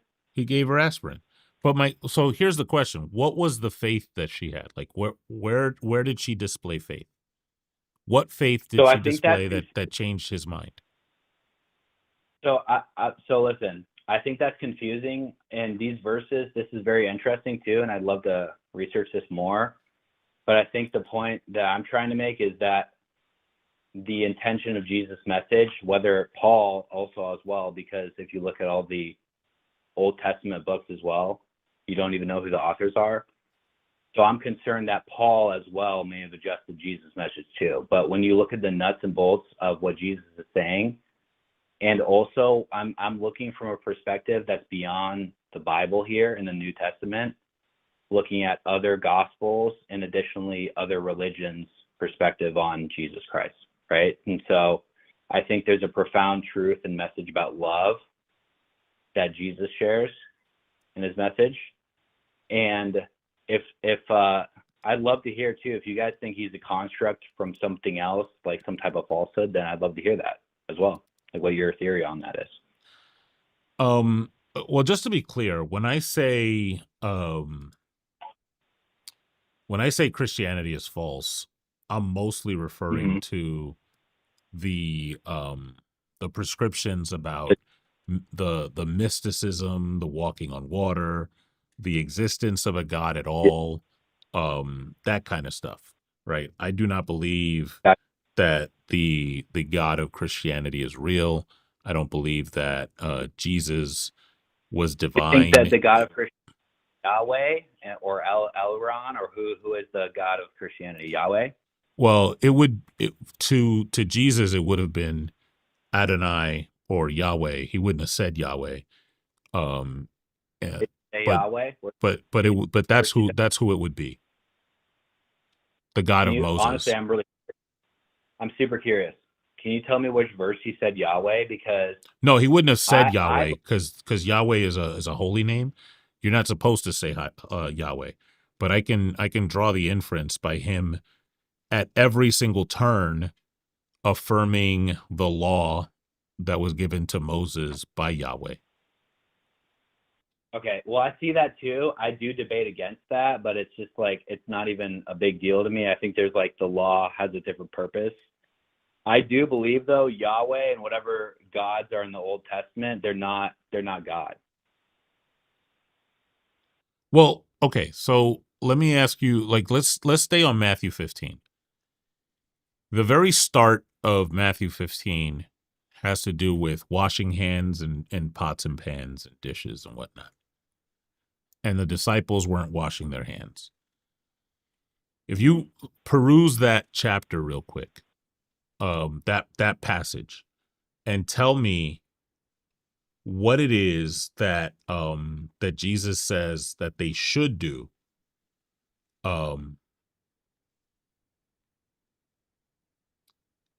We only got Instead. like we only have 7. Is this a conversation worth here? Because we only got 7 more people watching. But so what are we looking for in Matthew 15? Don't worry about don't worry about that. Yeah. And So actually what Matthew 15? the NLT changes the The NLT is pretty heretical here. Yeah. So I believe a lot of these Bibles, listen, that's why I read like 10 of them. And when I read the Old Testament, I read the Tanakh or I read old Hebrew versions or something like that, right? Like this message, right? Like, so we can debate, I guess, the 100th translation of Matthew 15, or I'm not even trying to debate with you, but like, and about how Jesus feels about Gentiles or something. And I guess if we want to say like the message here is false from Paul, or I'd love to hear that, right? Like, because that's what I look at a few messages that are the framework of Jesus Christ, like the fruit of the Spirit and love God, love people, and replacing the law and things like that. And those are very profound. You can really replace the truth, right? And so if you look at different Bibles and you read a verse, there's 6 different translations, all have a different conclusion because of the fact that it's a different word to replace. And like even this one has on each page, the NLT legitimately has 6 or 7 Schofield notes or some shit. You know what I mean? It's insane. So look, we'll just do this. We'll do a simple way to show that Jesus believed that Yahweh, the God of Moses, is the God he's referring to. Okay? Yeah. So because he's referring to Moses' law and things like that. Yeah. But yeah, so I'm curious about this. This is super interesting, actually. We're not even debating. I love to learn this. No, you're what fine. Would you? So I don't believe in if Yahweh. I believe is false. So in Matthew In my 22, opinion. Jesus gets a question in verse 36. Teacher, what is the most important commandment in the law of Moses? And Jesus replies with All right, two. Matthew 22. Yeah, Jesus replies with you 2 must laws. love the Lord your God with all your heart and all your soul and your mind. This is the first and greatest commandment. A second is equally important. Love your neighbors as yourself. The entire law and all the demands of the prophets are based on these 2 commandments. Great. When he says that, he's just quoting Deuteronomy 6:4 and Leviticus 19:18. So he's literally just quoting laws given by Yahweh and affirming them. Let's take a look. That's super interesting. Deuteronomy 6:4 and what else? Leviticus 19:18. You're helping me, dude. I was looking for this stuff. I've been working on so where does the Old Testament refer to Jesus Christ? It doesn't. So Deuteronomy. What is he? Okay. Jesus refers to the Old Testament, sometimes correctly, sometimes incorrectly. Mm-hmm. But the Old Testament doesn't refer to Jesus. So who's it referring to? So in the way that Yahweh, what are they saying? What are they referring to? In 146. So if Jesus Christ, what you're saying is if he's referring back to the Old Testament, then what is the Old Testament referring to? The Old Testament is just giving a law. So when Jesus says you must love the Lord with all your heart, your soul, and all your mind, if you go to Deuteronomy 6:4, that's what it says.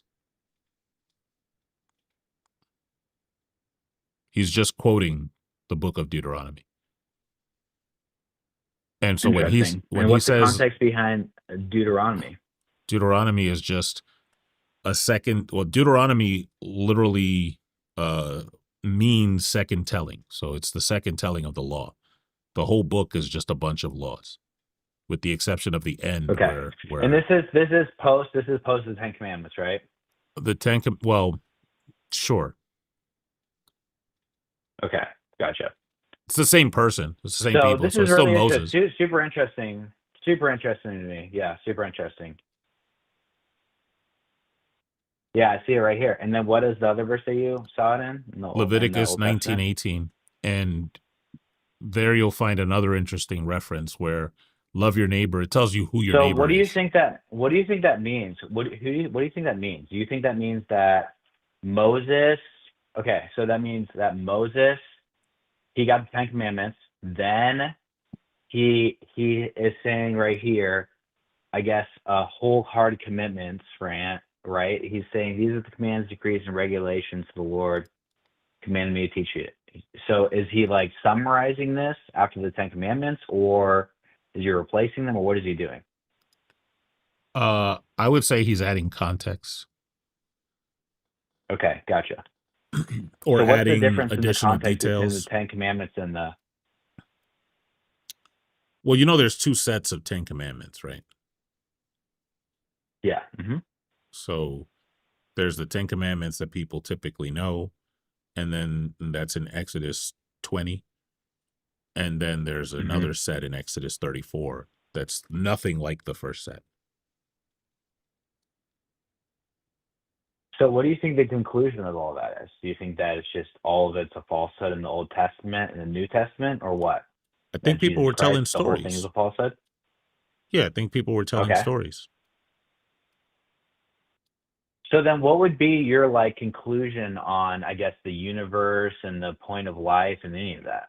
If it's all falsehood, then what's your conclusion? If religion is falsehood? Well, I think that religion is falsehood. Okay. But if there's no God, I guess, or like whatever, I don't know what your universal view is on life and things like that. Curious about My that. universal view is that at some point tomorrow morning, I'm going to wake up. I might make myself a coffee. I've been trying to wean myself off of coffee. And then I'm going to have to work. And then somebody at work is inevitably going to say either something really, really smart that's impressive, and I'm going to be like, yo, that was dope. Or they're going to say something insanely stupid, and I'm going to have to poker face that. And then after that, Yeah. potentially one of my buddies is going to be in town, and we might catch a bite. And that whole time I'm Okay. going to be Got it. thinking, what is the best way that I can be the absolute best Jeff, so that, now that you did that, so that when I hang out with my buddy, he could get the best of me and we could share it. Yeah. I don't know if you're looking at the stream, but Yeah, that's good. but my co-host is losing her ever-loving mind right now because I haven't said pause or nothing, and I'm baiting her at this point. Yeah. But that's my Well, hopefully perspective. I'm not hopefully I'm a entertaining enough guest. But I love No, that. I love that. So you've been pleasant. good. Yeah. Awesome. So here's my if I want to summarize kind of my view on life, right? Do you want me to do that? Is that Yeah, go for it. okay? So I actually recently I take Jesus kind of the message. I simplified it a lot to myself, and it's the love people message is very important to me, right? And I look at the way that we are living is like we're in the shared consciousness. So like all the interactions you're having with your friends, and that's good. That's a good purpose of life, right? We're unifying, we're loving each other, and we're doing something that we enjoy. So I think God, in my opinion, is probably not Yahweh, and he's the medium of the entire universe. And we are in a shared consciousness that's expanding constantly, and it's constant creation. And what he's looking for is for us to be creative and active and move things forward, right? And Jesus has a kind of a very simple message about loving one another and kind of showing us that all this material things that we're in right now doesn't matter, right? So there's multiple layers to whatever we live in, and this kind of material thing is a lower level of frequency that we're in right now, and it's kind of just helps our soul become a better person, helps us interact with each other, right? And when I look at the Old Testament compared to the New Testament, Jesus' message, and also revelations that people have in the Old Testament, I feel like there's this false material kind of God and worship that people have that is evident in the Old Testament and that people play out in their lives these days.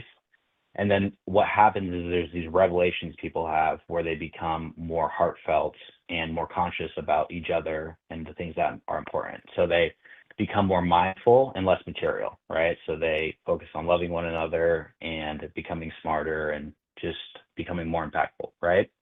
Another, right? So the message of love people, love others is more about if you wouldn't steal from people if you loved one another, right? So it's the fundamental heart behind the law instead of the structure.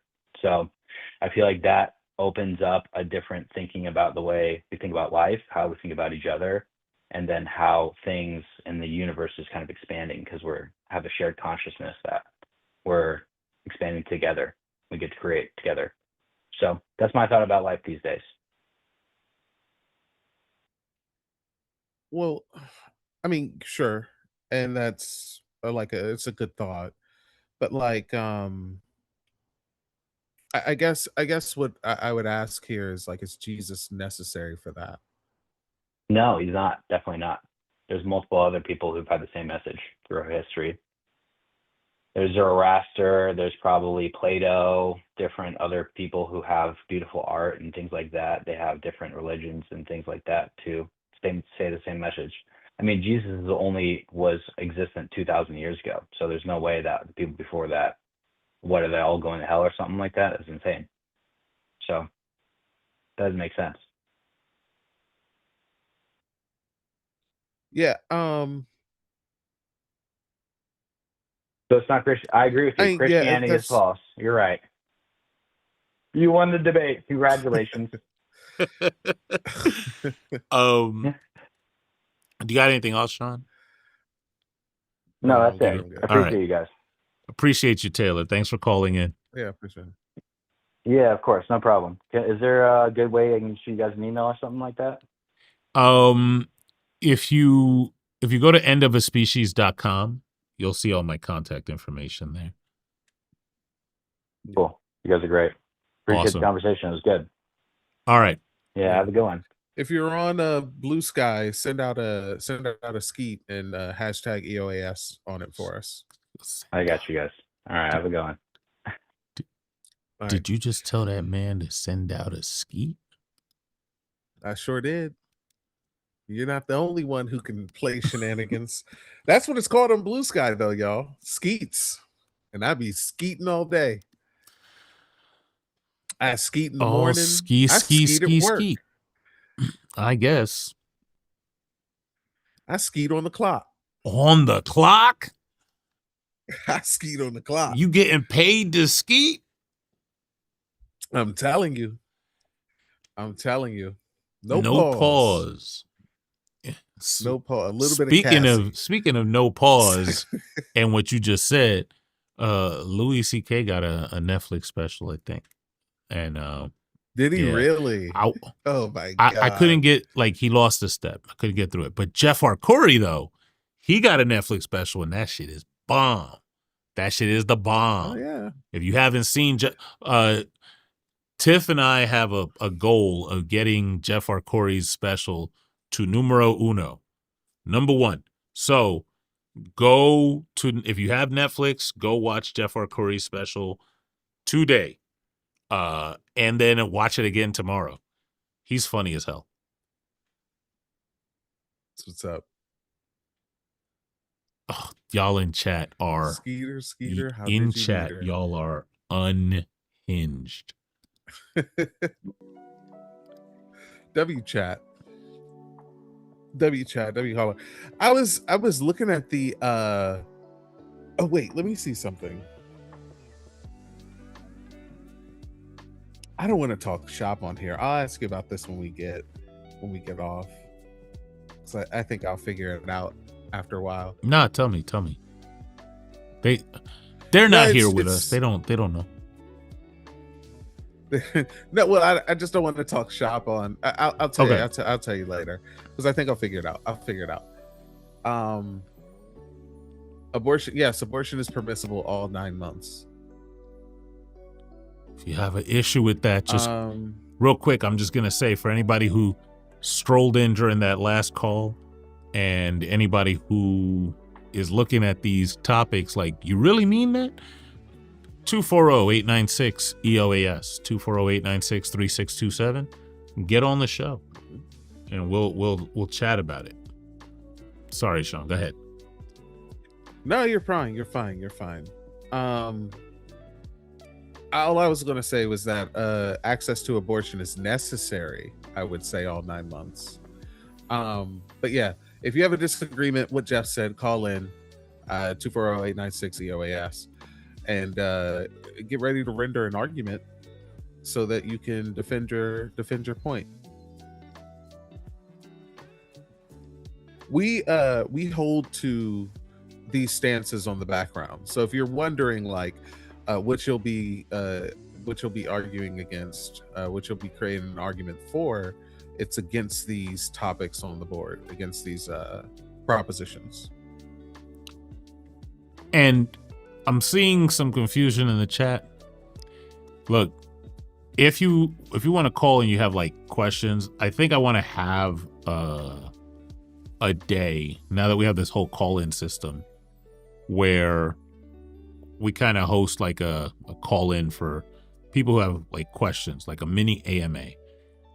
There's a specific way I'm going to want to do that, so it's going to take me a while to set it up, but yeah, like we are looking for people to render an argument now. But yeah, what were you saying before I cut you off to talk about the people in the chat? I feel bad. No, you're good. I'm Sacred, what did you say before you apologized? I don't see that comment. I don't remember. Sacred said something, and now I'm trying to figure out what Sacred said before they apologized. Cool beans. And yeah, I did just say cool beans, like on purpose. Like it processed here, it went through the filters here, and then it cool beans is, oh man. I don't said it. It's cool beans. Gen X, ladies and gentlemen. The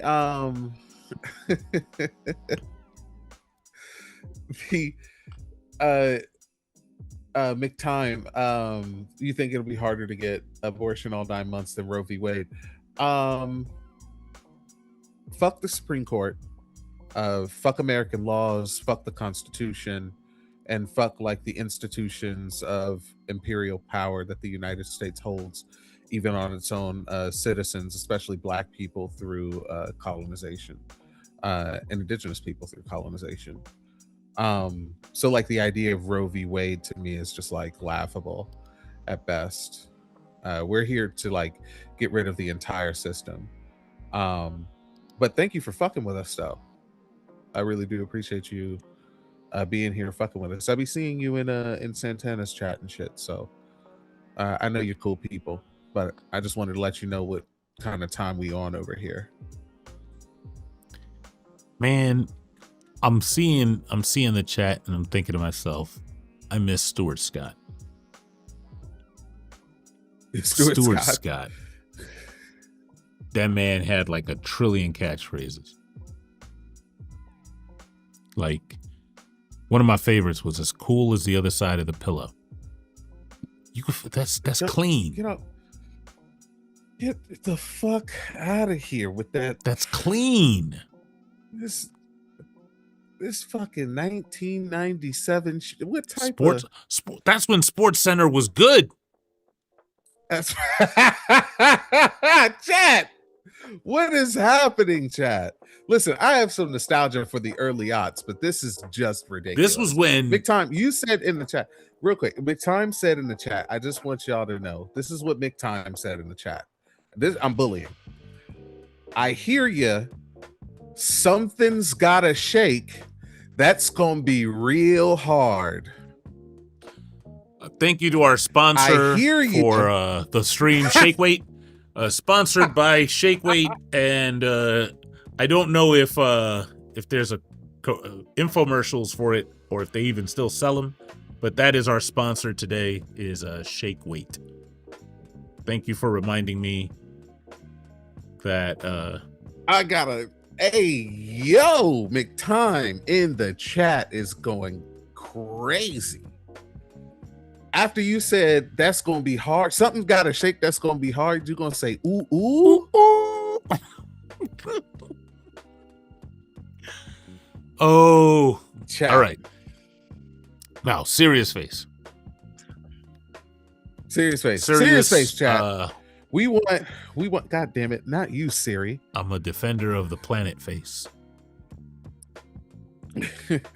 If you disagree with any of the propositions on the board there, Christianity is false, communism is better than capitalism, and pro-choice all 9 months, we affirm all of these propositions. If you disagree with any of them, call into the show 240-896-EoaS. That's 240-896-3627. And render an argument for your position against these propositions. I'm gonna say this, right? YouTube ain't ready for the actual abortion position. They're not ready for it. You saw I tamed it down, right? They're not ready for the 9 months plus 90 years. Thing. They're not ready for that. Yeah. They're not ready for the sweater. They're not ready for none of that. We gotta ease it in and then let them know, hey, like if I gave them the whole thing today, the whole thing today, you're like, he's not gonna stop, is he? He's not gonna stop, chat. They're not ready for the whole thing. You know what I'm saying? Chat, I got one question for you, chat. Can you take the pro-lifers will be doing a lot of hey, like that, like hey, crawling across, gripping back. Like, no, don't run. They're not ready for the whole topic. You know what I'm saying?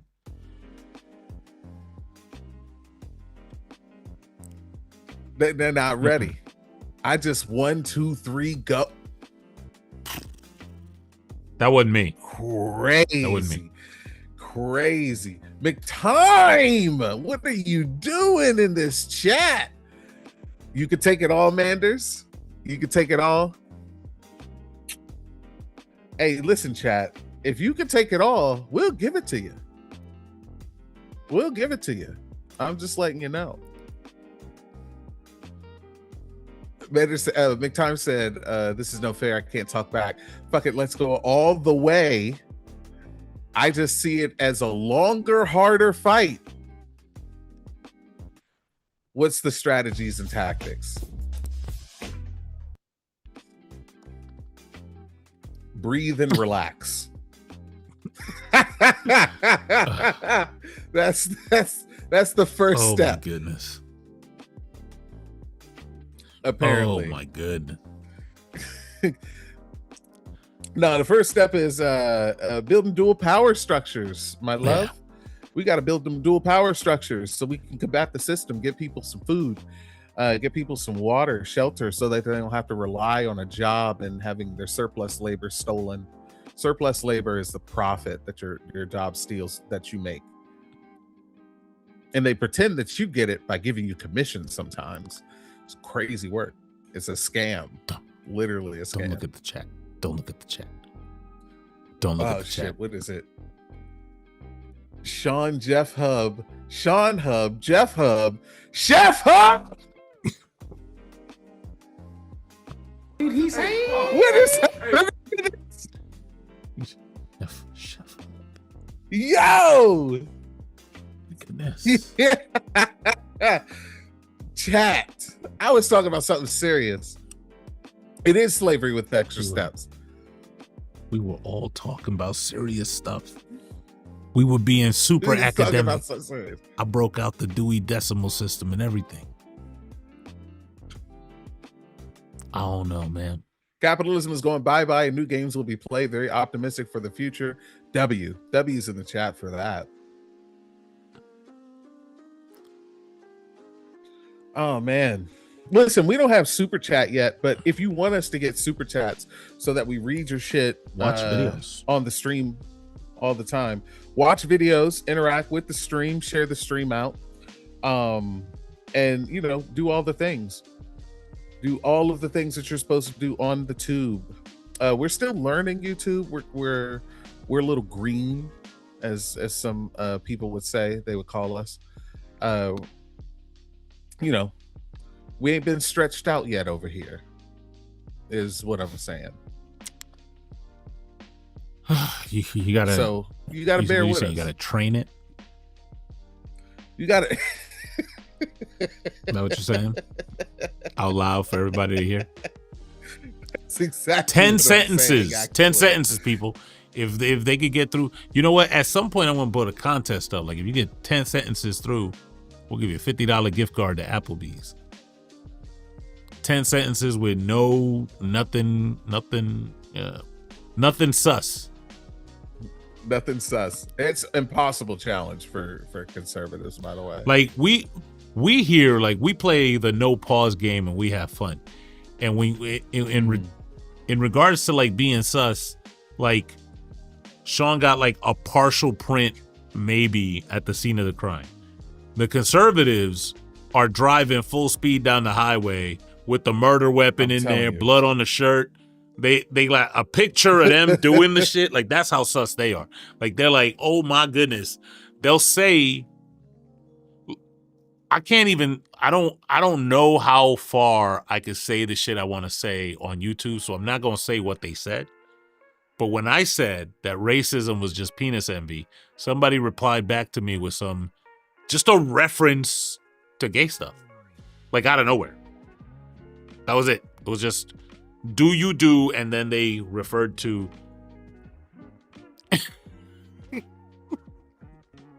I'm like, wait, why did you say that?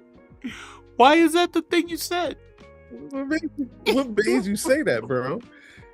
Like, why did you? What made you think of that in particular? Why did you say that? Kristen, it was a dude that said he wanted Jim Crow back, and I'm like, well, you know what racism is. And he goes, do you like appendage in other appendage? And I was like, yo, what? Wait, what? We not talking about this. That's not what we was talking about. That's not what we were referring to. At all. Like, and so this is why I'm saying, if conservatives can get through 10 sentences without saying, because, you know, just say, don't say nothing gay. 10 sentences. Then, but them closets, I'm starting to say them closets are made of burnt sand. They made the blown glass for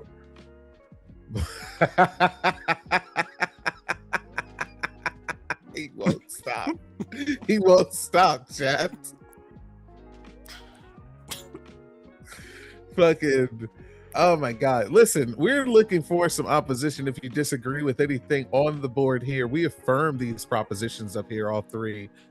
You got Christianity is false, you have communism is better than capitalism, and you have pro-choice all 9 months.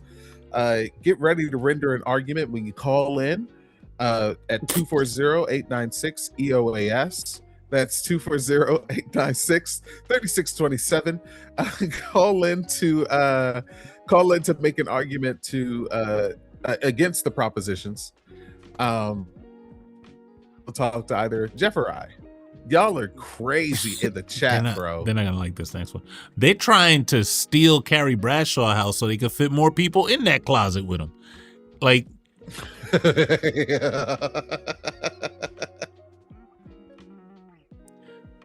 bro. I just don't understand.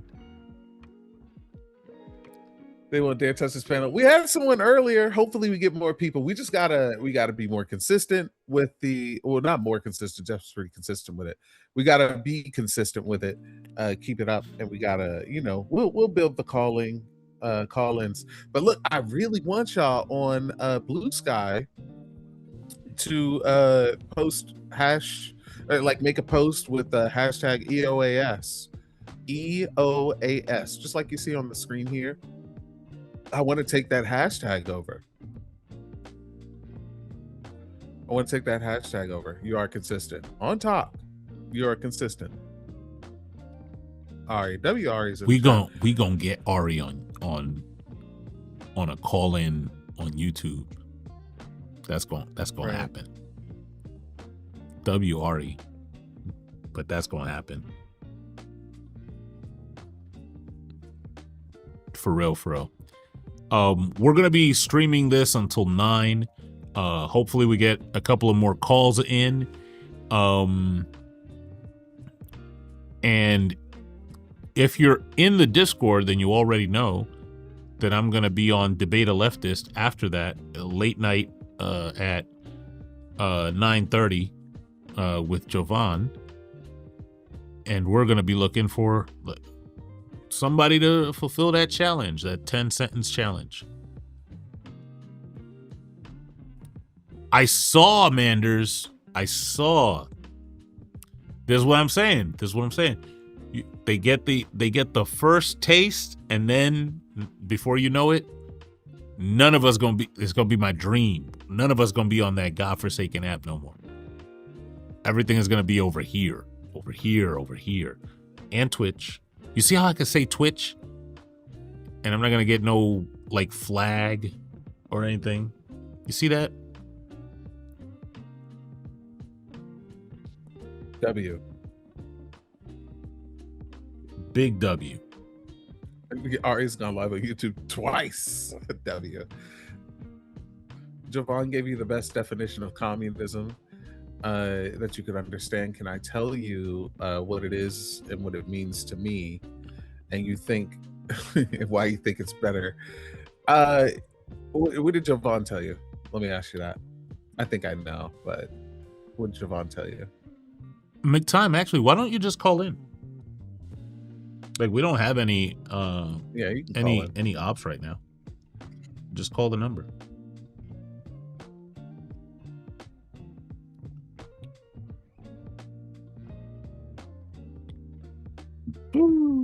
Hey man, I gotta tell you, this capitalism shit is garbage. Like absolute garbage. I know I talk about it all the time, but since like we're on the topic, like just thinking about shit is just like, oh my God.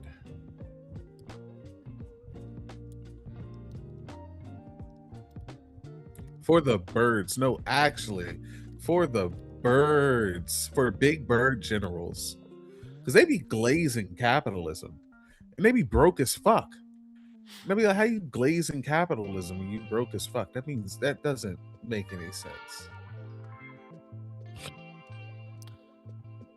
It's like go ahead. I just think it's how people are socialized and then they become complacent.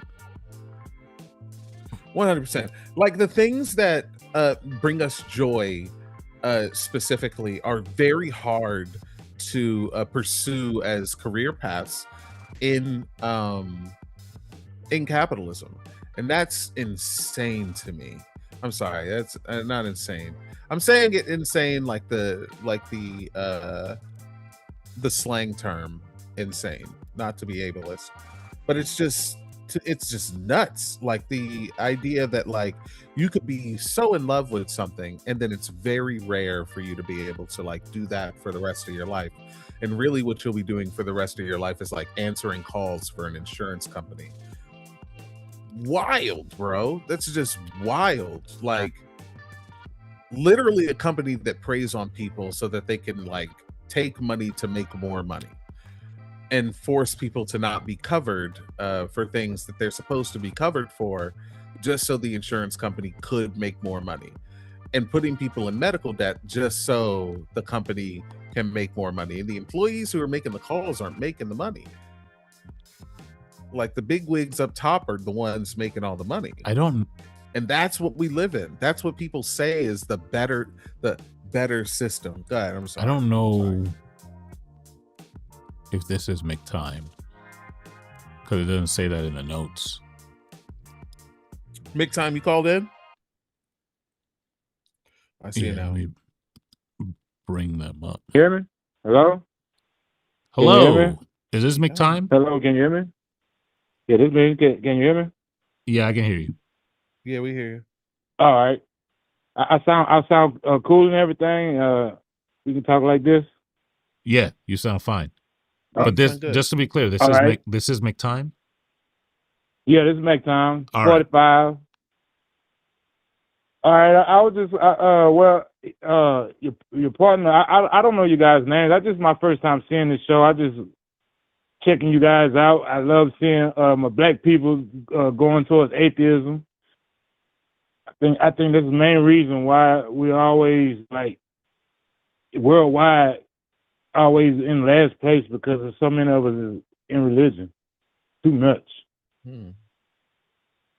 But I was calling about your colleague asked me to define what I heard from Jovan Bradley. I heard him on the line maybe about 2 weeks ago, 2 or 3 weeks ago, and he said something to the effect of communism is where you have no private property, and he was explaining like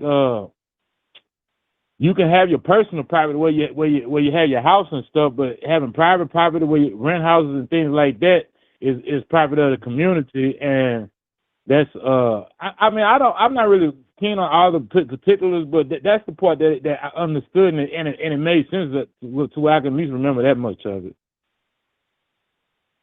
Okay, yeah. I actually thought he said something else. I was wrong. So what Jovan probably told you, I'll expound on what he most likely said. What Jovan probably told you was that communism is the abolition of private property. Yeah. That's what he said. Yeah. Right. Private property, I'll just give a definition for everyone, including the chat. Private property is property that makes you money.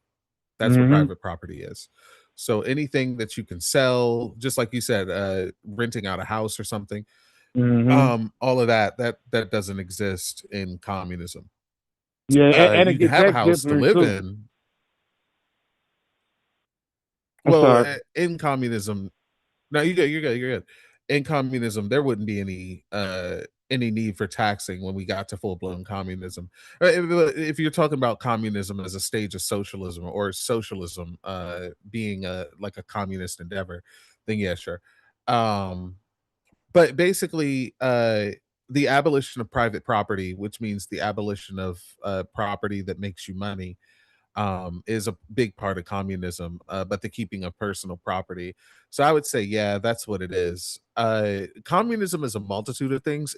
Like words have multiple definitions. Yeah. If you let Ash tell you, Ash, one of my favorite people in the world, what she'll tell you is that communism is the doctrine of the conditions of the liberation of the proletariat. And that just means that it is the like a doctrine is just like a promise, or like a essentially when you make an oath and you have a duty, that's a doctrine. So it's basically like you promising to do whatever liberates all people, Gotcha. and you doing whatever it takes to liberate all people. That is a form of communism. That's a verb of communism, you know. Whereas like the noun would just be like a state of being, where it's a stateless, classless, moneyless society. That's what we infer from the text. Another verb of communism is the state of things always changing. I don't want to hit you with like a million definitions here, but like basically, like you have the right idea. The getting rid of private property and keeping personal property, and giving everything, the resources that people need to live, to the entire community, giving access to that to the entire community. And that makes sense to me. But my thought is, how do you plan to navigate past the pitfalls like what Stalin did with his communism in the Soviet Union, trying to turn the religion, the state into a religion? You know, how you prevent them type of people from making it into something bad? I don't think Stalin tried to turn the state into a religion. I think we misunderstand Stalin completely. Like the CIA documents on Stalin are really like very clear about like Stalin, about making up things about Stalin, and saying like the United States made up most of the stuff that we say about Stalin, and the USSR in general. But like there were certain downfalls that Stalin himself said, and I would just take his word for it. Like I would just believe him. I don't think Stalin would lie to me if he's like, "Hey, I made this mistake." Like I wouldn't just be like, "No, you didn't." Like I just believe him. All right, so you're just gonna just try not to. You're gonna just look at what he did and do and correct the mistakes he made, but keep everything else pretty much the same, right? Pretty much, yeah. Well, I mean, why do you think it's better than capitalism? I mean, I'm not too keen on capitalism either. The position I'm on now is more like, I think we probably need more of a hybrid. I think, and this is just thoughts and beliefs. So This ain't nothing, no type of serious thought or anything, but that everything in life seems to work best when it's at a balance. So I figure that maybe it needs to be a balance in them type of isms too. We have a somewhat of a communist government too, and with some of a capitalistic government. I wouldn't know how to put that to practice though. I don't really try to think about this type of stuff, but I'm just curious. No, I hear you. The issue is that like in life, balance is like a thing that they try and sell us. Jeff's gonna get mad at me because I'm about to shit talk Star Wars here. It's a Yeah, that's thing where that I they get it try and from. sell us. You caught me. It's you too. It's you too. See, George Lucas. When I catch you, Ricky. When I catch you, Ricky. I'm telling you. But the balance, no, things aren't better when they're balanced. Things are better when people are free. And anything that makes people free, right? Anything that makes people free is the better system. This idea of balance, when it comes to balance, this idea of balance comes from like things unknown, things we can't understand, or things we struggle to understand, being balanced with the things that we do understand to try and like control the things that we don't understand. But we do understand suffering. We do understand, like, it is corporeal suffering. We do understand harm. We do understand punitive justice. We do understand like how those things like make for what people usually call a worse society. What I tend to say is just a non-liberated society. And we understand that like for me, this is the way I want you to think about it. The first, this is a true statement. You can look it up, see if I'm wrong or not, but this is a true statement. The first capital in capitalism was black bodies. The way that they implemented capitalism was the stocks in slaves, in black slaves. Like that was the way that capitalism came about. I And heard so something I similar. don't think. Go ahead. Go ahead. I'm just saying, yeah, that sounds about roughly what I heard, but yeah, continue. Right. Uh, so I don't think that there's a such thing as a balance of keeping black people. There's a balance between keeping black people in chains and like halfway in chains and not halfway in chains. Because as long as capitalism exists, you can't get away from the core of something. If you build something on the core of something, that is always going to be the lingering background. Capitalism is always going to be a system that looks to put people into free and cheap labor. And it started out with putting black people in free and cheap labor, and it expounded into putting everyone in free and cheap labor. And at the core of it is that slavery, that enslavement. And so at the core of capitalism is basically what I'm saying is racism, which is why black people get arrested more often. Black people don't get jobs as much as their white counterparts. It is actually harder for it is actually harder for a black person with a college degree to get a job over a white felon. Who you tell? Did Who you know you that? telling? I'm I'm telling living you. that, man. I know exactly what you're talking about. But what? I'm telling you. So what do you prioritize? I think that we can make major as black people as a race of people or whatnot can make major leaps and bounds if we can drop that number down on religious belief to under 90%, maybe get it down to 60 or 70, somewhere around there, and I think we can start having a better productive being taken more seriously. I just think that we've got ourselves in a weak position from believing, so many of us believing in religions like we do, to where anybody can do anything to us and we can't do nothing back, so it don't fucking matter. And so that's where well, let me ask you like this: what do you prioritize doing first, getting rid of the religion or doing the capitalism? I think that it's all connected. I think that religion is tied directly to capitalism because they utilize religion in order to enslave black people. I feel the same way. Because Right. I mean, correct me if I'm wrong, but on the current stats worldwide for black people, it's like over 90% religious, either mainly being Islam and Muslim, but you know they got the other is Last I checked, yeah, it was somewhere around 90%. Yeah, and I think that number there is because it automatically, like, it seemed like to me from the outside. I mean, I was a Christian over 30 years, so I'm probably suffering from a little bit of it too. But I call it human domestication, and I think they like stunt your intellectual growth.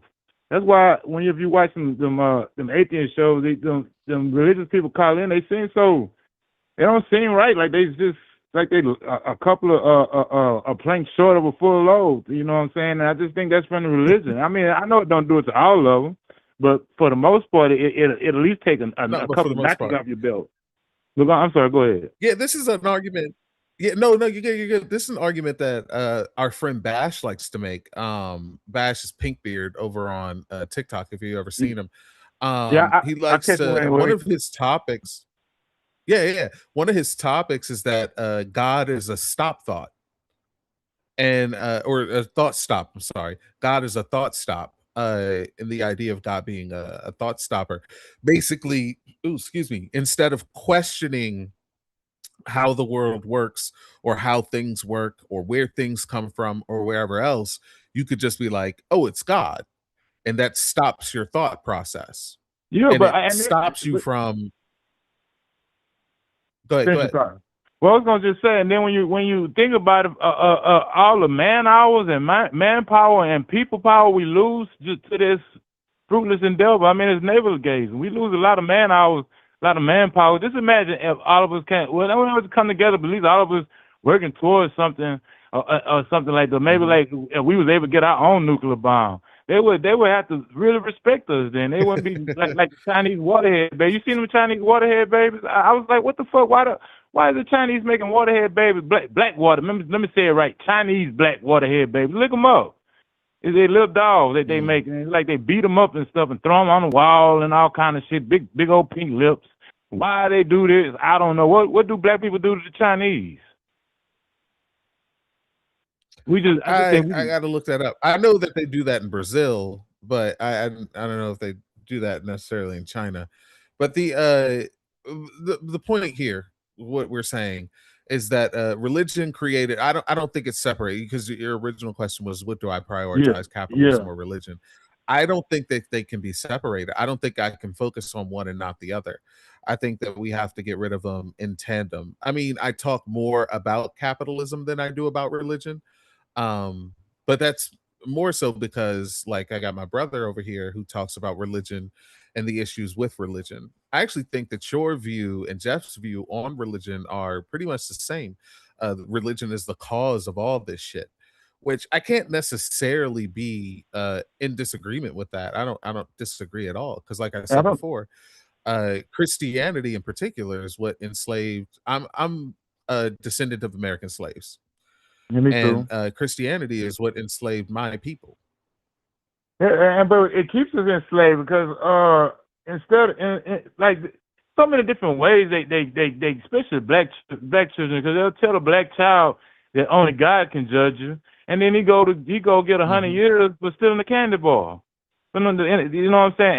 And they just don't see. Well, I don't have. I'm under the old law. I'm a whoosah and woohoo and all this crap they be saying. And then, you know, they think they're above the law, and then they get jabbed up. And they not, and the people racist too, and it makes it even worse. So you get more time than you would ordinarily get if you was anybody else, for just doing how they taught you how to be. Yeah. Hey, big time, man. We appreciate you, but we gonna look for some ops. Thank you, man, for coming up. I didn't want to call y'all. Told me to call you. I didn't want to call y'all. But... No, I know. You did great. You did great, man. I appreciate you. See you, man. W's in the chat for McTime, please. Appreciate you, man. W's in the chat for McTime, please. If you disagree with the topics on the board, we affirm these propositions. We hold these propositions to be self-evident, you would say.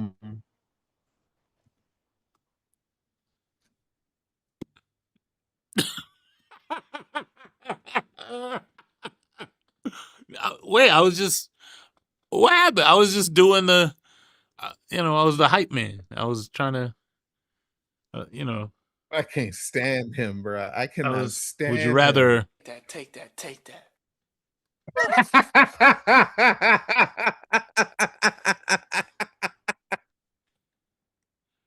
You made Sean, yes. You made Sean run, yes. Absolutely. We hold these propositions to be true, that Christianity is false, that communism is better than capitalism, and we believe in being pro-choice all 9 months. Call in to render an argument if you disagree with any of these three topics at 240-896-EoaS. That's 240-896-3627. Call in, and have your argument ready to be rendered. W makes time, honestly. Great call. Great call, I think. Yeah. Look, I don't think anybody needs to know everything there is to know about communism. There's so much information, right? It's a lot. And even historically, because of like Red Scare propaganda and anti-Asian sentiment and all this other hoopla, anti-blackness across the globe, it's going to be even difficult to parse through to get to the actual information. But like I said earlier, the thing that I want people to do is just keep thinking, just keep researching, keep trying to understand what it is before doing, literally any other conclusion making. Like, that's it. I don't think that's too much to ask of people, Not at all. Anywho, I'm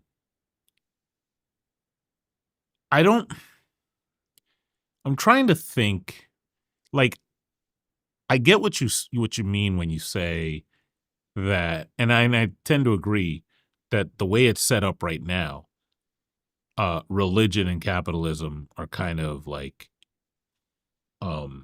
inextricable. Like you can't separate them, right? And I'm cool with that. But I think there's also forms of capitalism that can exist sans religion. Like secular capitalism. Okay. That I mean, yeah, I do think that there's like atheists that like uphold the ideals of capitalism. Yeah. And I think that comes from a different place. That comes from the same place as the people that want to put forth policies to fix capitalism or to get a better version of capitalism. Yeah. So I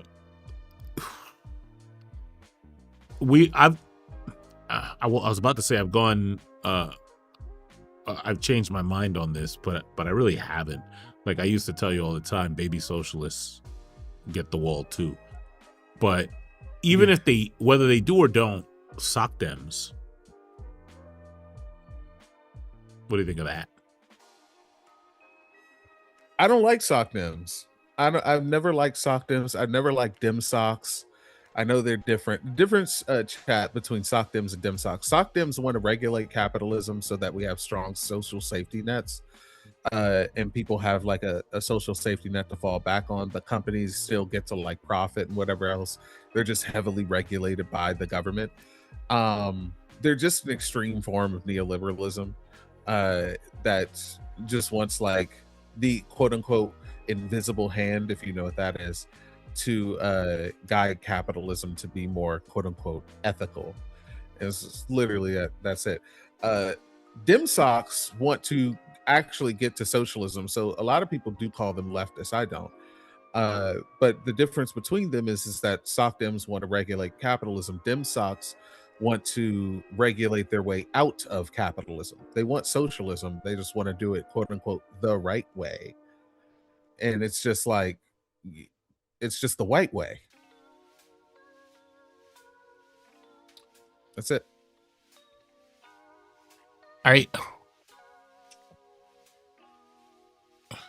Why do I look at the chat? Why? What the chat Why? say? Why? Like I was about to say something, then I look at the chat and I'm like, all right, y'all are. I do like these socks is crazy. But yeah. Ooh, that's a good. Sacred actually said something good in the chat. It said nonviolent revolution can only occur in nonviolent oppression, which does not exist. I like W. that. I like that. That's honestly. based as hell. All right. So here's what I think. I think that you can make progress with what SOCDEMs want to do, but it's not sticky. And I wanted to tell you that originally I was gonna say lasting. I skipped over that word. That wasn't the word. It's not sticky. Then I had permanent in my brain, and I was like, nah, we taking that out of here. That's permanent. Where's the pause there? Nah. Who is that? And then the third candidate came in like Domino in Deadpool 2 talking about my superpower is luck. Sticky. And I was like, yeah. Sticking. No, sticky it's with a not Y, sticking. not sticky. It's not sticky. Yeah, sticky. Yo. So the progress is not, we want sticky progress. Right? Like, so it stays. That's what I'm saying. So I just want you to know what the editing process was like in the writing room. That I had 2 whole words that I went, fruit. The writing room. Fruit. Nope, that's gone. By the writing room being inside Jeff's head, chat. Yeah, so then, but yeah, what I mean, and just to get back to the serious part of the whole thing is serious, but to get back to the serious part, it's, look at, here's a SOCDEM in action. Roe v. Wade. Somebody mentioned that, right? Roe v. Wade. Roe v. Wade happened, and there were celebrations. Who would have thought that a short 50 years later, they'd have been like, yeah, let's get rid of that now. You've had enough of that. Let's go back to straight up killing y'all and letting y'all die in childbirth. Yeah. Like, you thought you had your freedoms? Get the fuck out of here. I hope that celebration was. So that's what I mean, right? You can have progress, and you'll have everybody cheering on the front steps of the courthouse and all of that. But it's not going to be lasting. It's not going to stick around. There's always going to be a group in the background that's going to be saying, hey, now we plan. We just got started. And they're willing to go generations to do it. They're willing to wait decades. Right. Play the long game. And here's how you know. All right, chat, when you hear this one, you're not going to be able to unhear it. You're not going to be able to unsee it. There isn't a single line of progress that conservatives aren't fighting to undo, except the 13th Amendment. Because it's already slavery.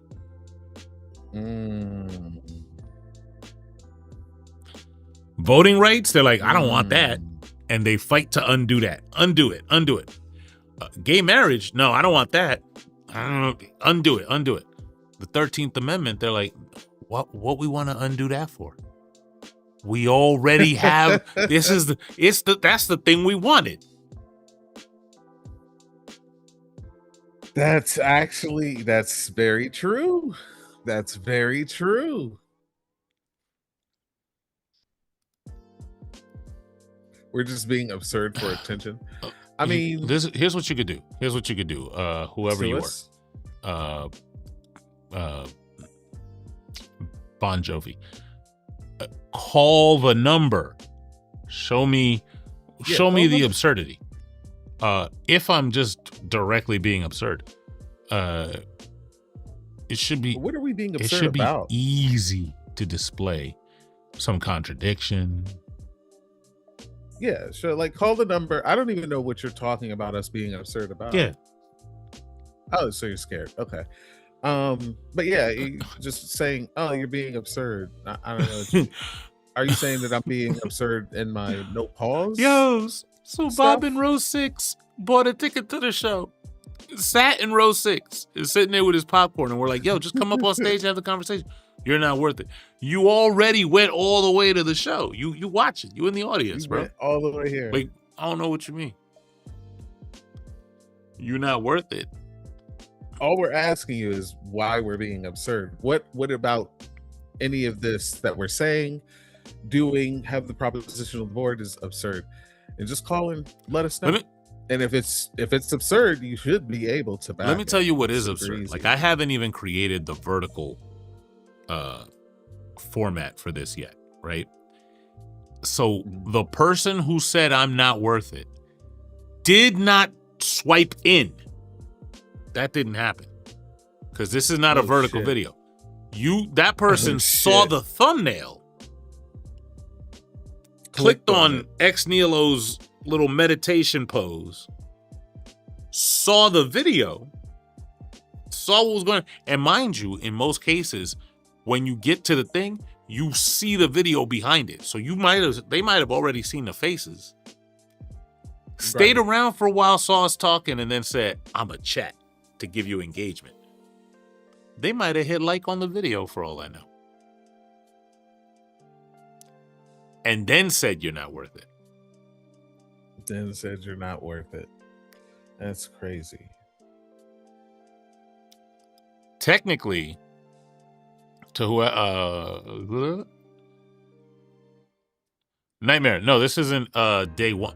I had a run of like test streams before where I was testing other platforms to do call-in stuff. But this is day 2 of the new render and argument with the call-in line. So welcome aboard. We're waffling over this little nothing. I don't think you know what the fuck you're talking about. I mean, it's okay. It's okay. We know that you're scared. I understand completely. The person who fucked Andrew Wilson all the way up is like on a panel talking about communism versus capitalism and pro-choice all 9 months. And if Jeff allows me a little bit of getting rid of Christianity, and you're scared, and I understand completely. Beta! Beta! Fucking Jesse. No, it's just like you're yapping in the chat, and it's okay. Yeah, like, it's all right. We know you ain't got no minutes left. But yeah, like we were saying before the scaredy cat decided to say something. When we're talking about in particular the conservatives and conservatives doing like when it comes to conservative, here's the thing, like, because you hear me call people fascists all the time. This is a little preamble.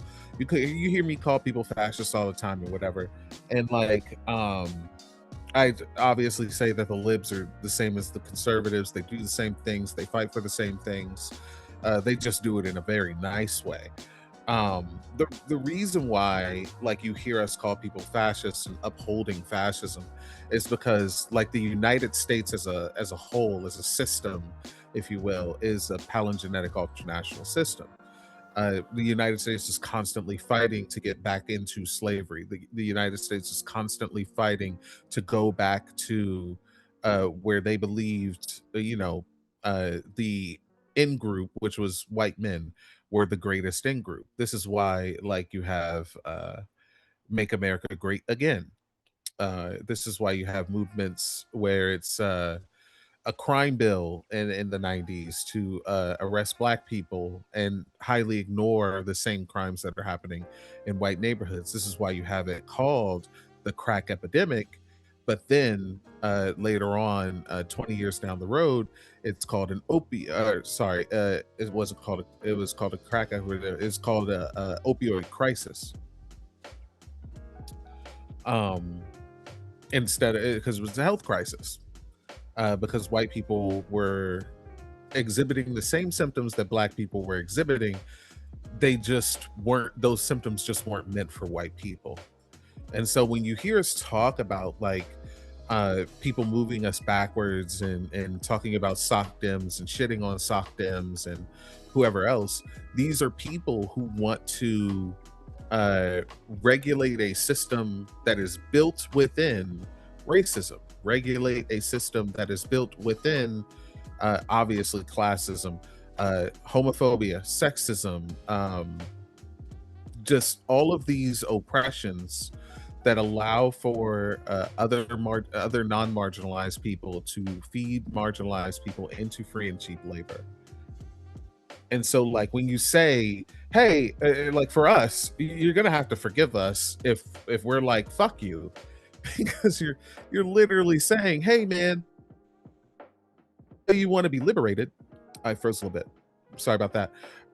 I know you're saying, hey man, I know you want to be liberated and I know you want the oppression to stop, but what if we did it a little longer? What if you just let me be a little bit more comfortable? What if we just pretended that it didn't happen?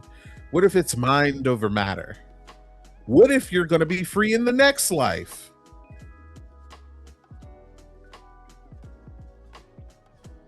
It's, to me, it's honestly, it's I always say that it's naive at best, malicious at worst.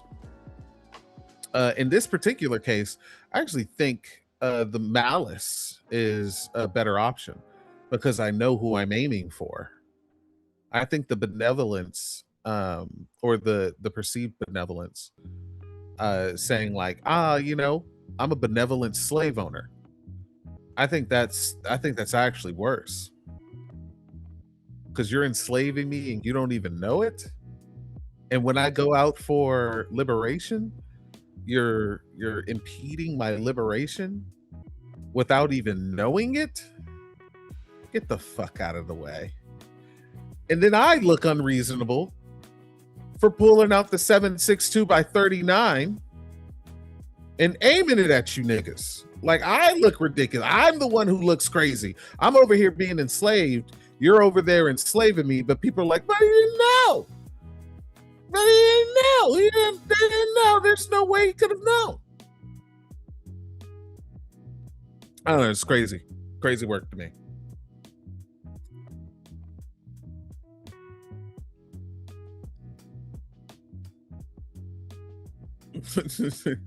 Seth. He thinks we're voting for Democrats. This fucking idiot. That's how I know you haven't even been listening. I've been shitting on Democrats this entire time. This is why we hate libs. Like Seth, what's his name? Seth Kunter is Seth Kunert. I don't know how you say it. Seth Kunert is these fucking libs, man. Chat. This is exactly what we mean. Like, bro has no idea what the fuck he's talking about, saying that we're talking about things for attention, saying that he sees our strategies and is 100% wrong about like our political alignment. Literally says communism on the fucking board. Like, it literally says communism on the fucking board. Liberals like capitalism, and it literally says communism is better than capitalism on the board. But this is that fourth grade reading level we told you about that Americans have. Like, Americans have a fourth grade reading level, which is why they like things that are like low tier. They like stupid motherfuckers. They like their Steven Crowders, their Dave Rubins, their Andrew Wilsons, because the niggas is low fucking IQ, bro. Like, the niggas is just... All right. Look, here's what happened. And everybody know how I operate. I don't care about all the, like, we had our jokey joke, but I only care about the argument. My man is on timeout for a 30 piece. I think we should do a poll to see if he should he get an 86 style. You should do a what? A poll. We should spread the poll around the chat and make sure that everybody has a chance to interact with it. Community poll? Yeah. Hey, yo, chat. Y'all want some community poll? Y'all want some? Oh, chat. Oh, chat.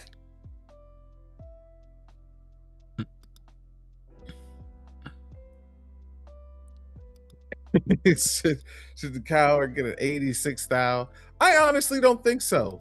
I'm gonna say no myself, and the reason I'm gonna say no is because I like him. I like him scared. I like him scared. I love that shit. The fear drives me, and I know Jeff loves that fear.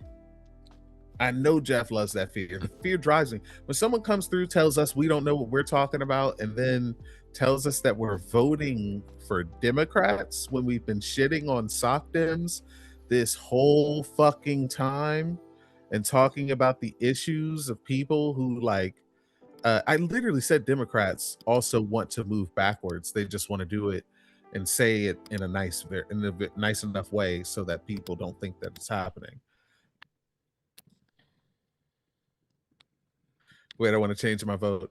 I just love the fear. You don't have to change your vote, Bella. If that was your gut instinct, then that was good. But listen, he don't have to get an 86. Oh, he's here. All right. If you would just call cool. in. We got 27-year-old Seth. He has called in. Hello. And I'm not sure what you said Hello? to the screener. Can you hear me, Seth? Can you hear me? I can hear you loud and clear. So I'm not 100% sure. Like you kind of went on a stream of consciousness thing. There's stuff about like opiate crisis and stuff like that. On the screen, we have, hold on one second. On the screen, we have 3 different topics. I'm just going to go over them real quick. Yeah. Christianity is false. Communism is better than capitalism. And we are pro-choice all 9 months. Is that what you were referring to when you were talking in the chat? Yeah, I was split between what was on the screen and what you were saying immediately. I just dropped in when I started saying shit, so I had no idea what you were even on about in the middle of the conversation. Okay. Let's start with one of the topics that you might want to talk about, and then let's see what we got going on as far as rendering an argument. Because that's what we're trying to do, right? Like, we're not, like, I know the YouTube thing of, like, saying the first thing that comes to mind is usually pretty, I don't know, niche, fun, whatever. Right.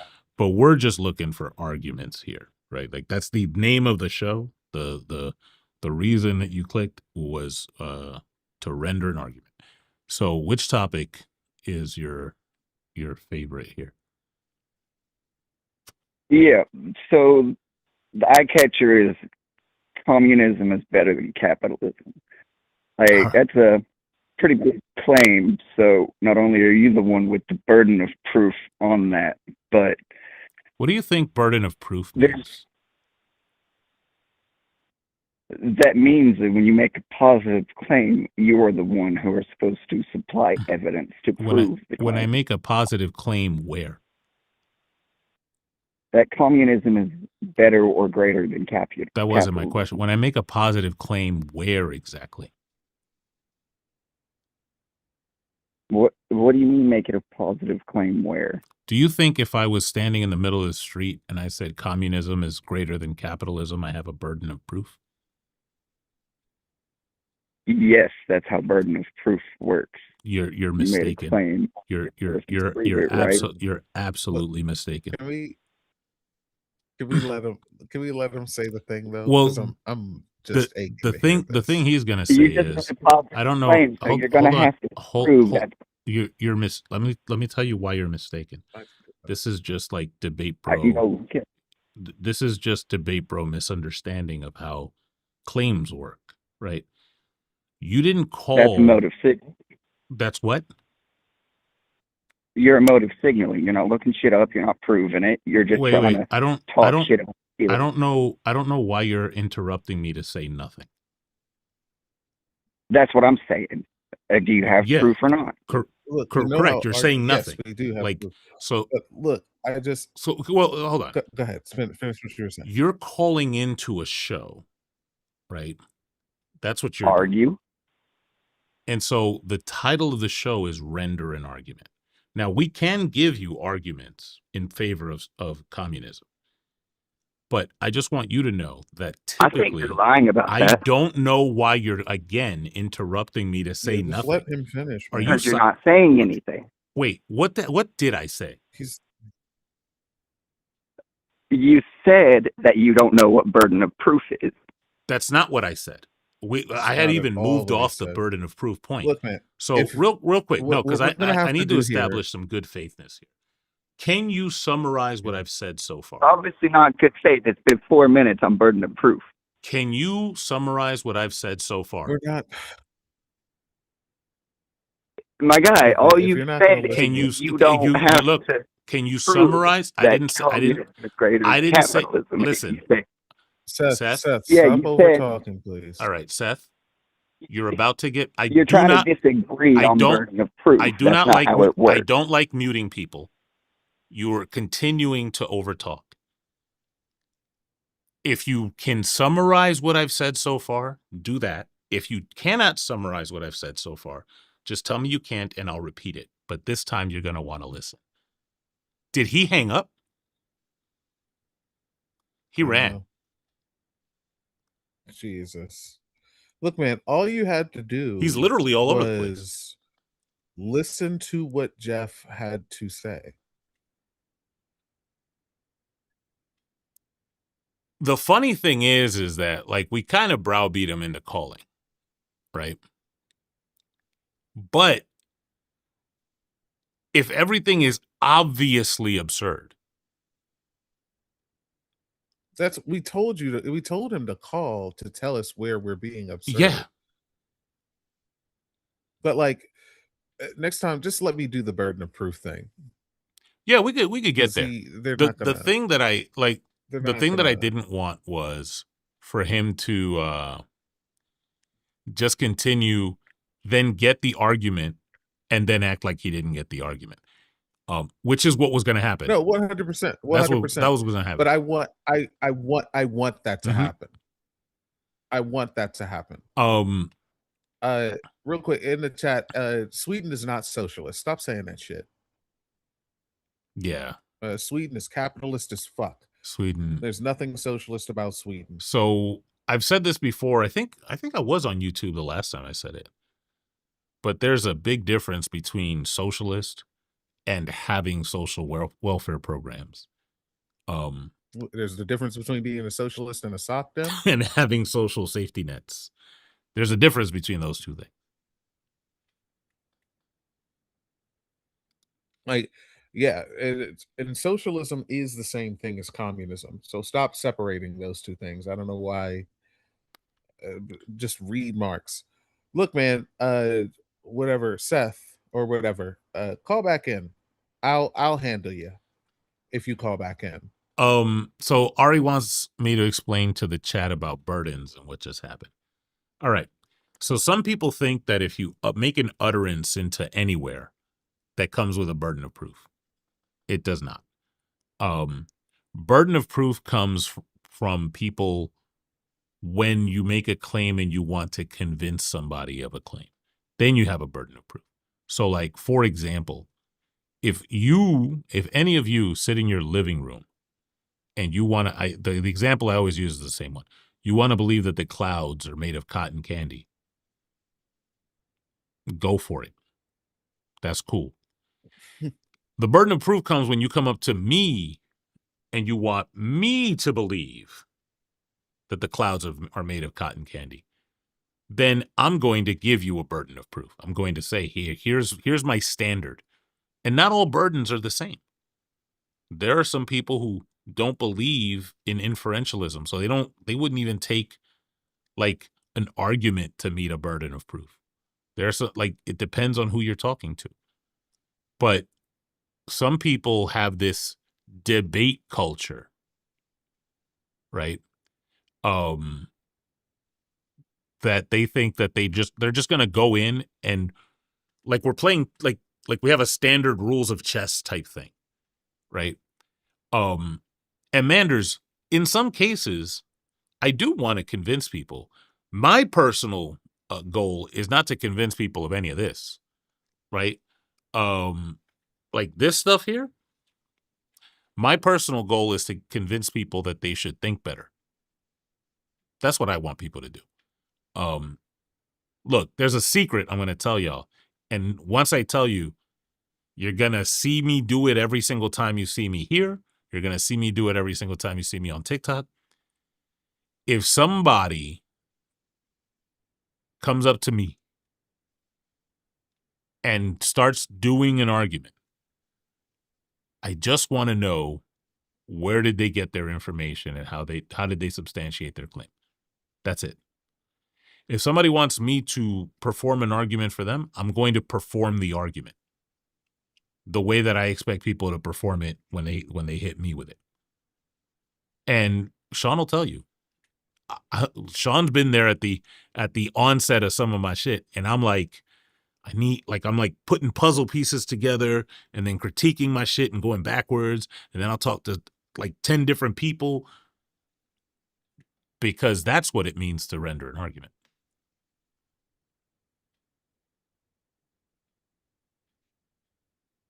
It's really kind of simple.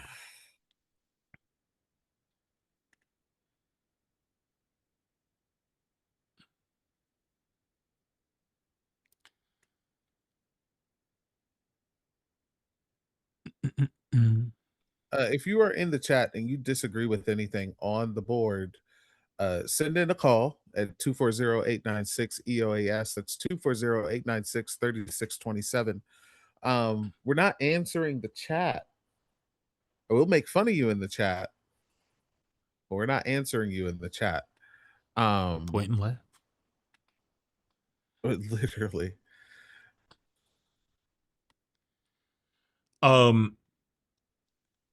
Oh snap! We've entered the last hour. If Yeah, we have. And let me be. No, go ahead. Go ahead. I'm not gonna forget what I had. I was gonna say, I have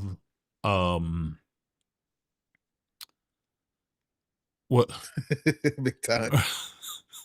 Big time was like, they made fun of me. We ain't make fun of you, big time. You that's actually I did a little bit. I ain't gonna lie to you. But here, that's actually what I was gonna say, is that the calls that we have gotten so far have been largely positive. Like so far, we've gotten positive calls. This is good. Like we've gotten people who actually were wanting to talk about, like, even when they had a point of view, and I even messaged you for one of them where it's like, this got too woo-woo for me. But you're still like open to the conversation. You know what I mean? But I know that's not what we're here for. We want to see Sean suplex a person into the a volcano. We want to see Jeff. I mean, you could still see. That's the thing here. You could still see that. You're just gonna see it in a different way. Like people in the comments saying that they have credentials. Nigga, you have never been to college. Like, shut the fuck up. You don't know what you're talking about. You've never read one book on socialism or communism. You're saying a bunch of nothing. You think that they're separate. It's absolutely insane. You don't know what the fuck you're talking about. And if you think that you do, then come up here and prove me wrong. It's super easy to do. When I'm scrolling TikTok, doom scrolling or whatever, someone's talking about some shit, and I'm just like, this person doesn't know what they're talking about. I request up and I show them that they don't know what they're talking about. I did that yesterday. But the thing here with this call-in show is that, like, Jeff is on some no nonsense shit. I was full transparent. I was gonna give him like the 3 strikes. I was gonna be like, look, man, here's the thing. Communism does XYZ. That's not an argument. Like, all right, I'll formulate it for you. If communism does XYZ, communism is better than capitalism. Communism does XYZ, communism is better than capitalism. What's the valid rule of inference? You thought Did I say if and nah, then, Nick? nigga? No, wait, nah. I'm not letting you get away with that. Stop the cap. There's no way. Stop the There's cap. no way you thought that dude was gonna ask you for a valid rule of inference. That wasn't gonna happen. I can dream. There was no I can possible dream. world ever I can dream. in life where he Chat. was going to say those 3 words in a row for any reason. They could have been on a fortune cookie, and he wouldn't have said those 3 words in a row. Not happening. Chat. What happened to my dreams, chat? Bro saying What happened rule to of my inference? That's not gonna happen. You just gonna let Jeff take away my dreams, chat? You just gonna let Jeff do that? All If right, I had This a close to 5-hour Juneteenth, chat? recording, right, of that dude's voice, and I replicated it, and I went to ChatGPT and be like, "Yo, can you say rule of inference in this voice?" It'd have been like, "Nah, I can't do that, man. Does not. But That's I against was my gonna give him the programming, thing. dog." That's why I was like, I want that shit. I want that shit so bad. I want that smoke.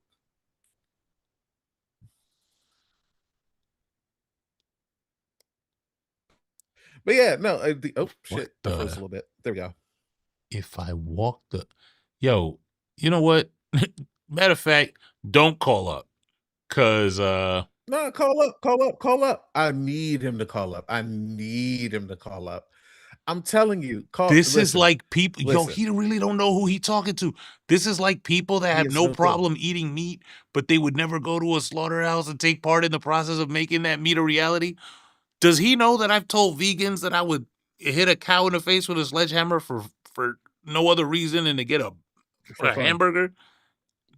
Yeah, Bro, don't call up. like the idea. You'll it's just like it'll be bullying. it's If you come up very- here, it'll be bullying. I'm just letting you know. It's very telling he doesn't know who he's talking to. Like when it comes to walking the walk, I was at Chaz, nigga.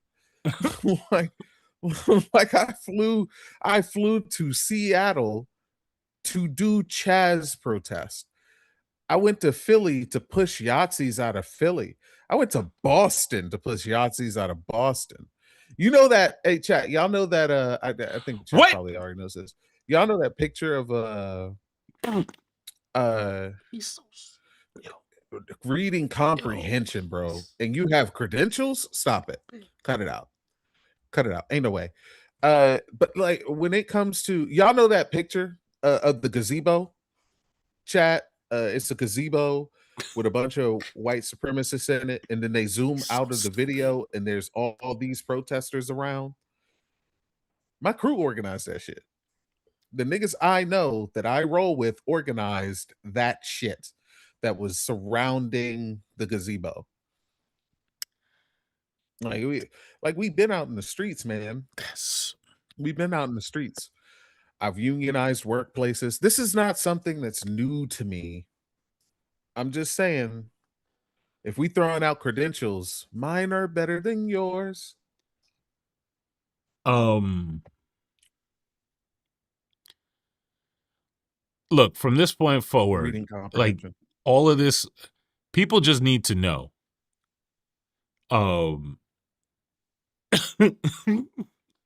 Yeah, that's exactly it. But like, people just need to know when you do this. I don't know if this is because it sometimes it happens on TikTok, but not as often. But this habit, this ain't gonna fly. This ain't gonna be the thing. People coming up on the chat and being like, I would totally debate you, but my foot, like, nah. I can't climb the stairs to get to the stage. Yeah, you know I got that bum knee. I'm Professor Xavier.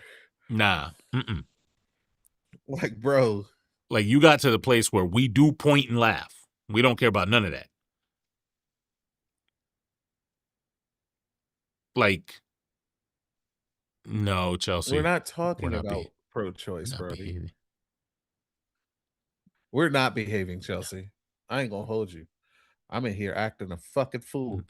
But yeah, we're in the last hour. Listen, if you disagree with it on the board, oh, god damn, I keep froze freezing. up. Am I good? Yeah, you're here Am I now. good? I see it when it freezes. I don't know what the fuck that is. I think it's something. I think just my internet be fucking up sometimes. I'm sorry, chat. Anyway, if you disagree with anything on the board, Christian, we affirm all of these propositions. We hold the affirmative for all of these propositions. Christianity is false. Am I saying that right? We affirm these propositions. Yeah, I thought so. Christianity is false. Communism is better than capitalism, and pro-choice all 9 months. If you disagree with anything, 240-896-EOAS. That's 240-896-3627. Be ready to render your argument against these propositions. Because that's the name of the show. Render an argument. Yeah. When we have and this is on me, but when we get consistent call screeners, that's also going to be part of the screening process where you're going to have to agree to render an argument just to be on the show. Just to be on the show, you have to agree to render it. Choco, their point is their point is incoherent. They don't have a point. I don't even. Yeah. If they had a point, they would have called in. It is easier to say your point with words out of your vocal cords than it is to type them on the screen and try and get people to read what it is that you mean through words. If God would have just came down and told them niggas something, we wouldn't be so confused with this Bible bullshit.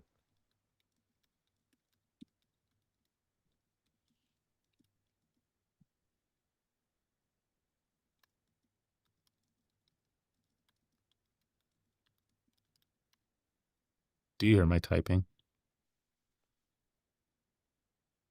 No. No? I don't hear you typing now. That's. I heard like the first click, but it stopped after a little bit. All right. All right. What's wrong? Cool. What's wrong with No, that? nothing. That just means I got to go Oh. get my mechanical keyboard so y'all can really hear the typing. I'm surprised that y'all didn't hear it.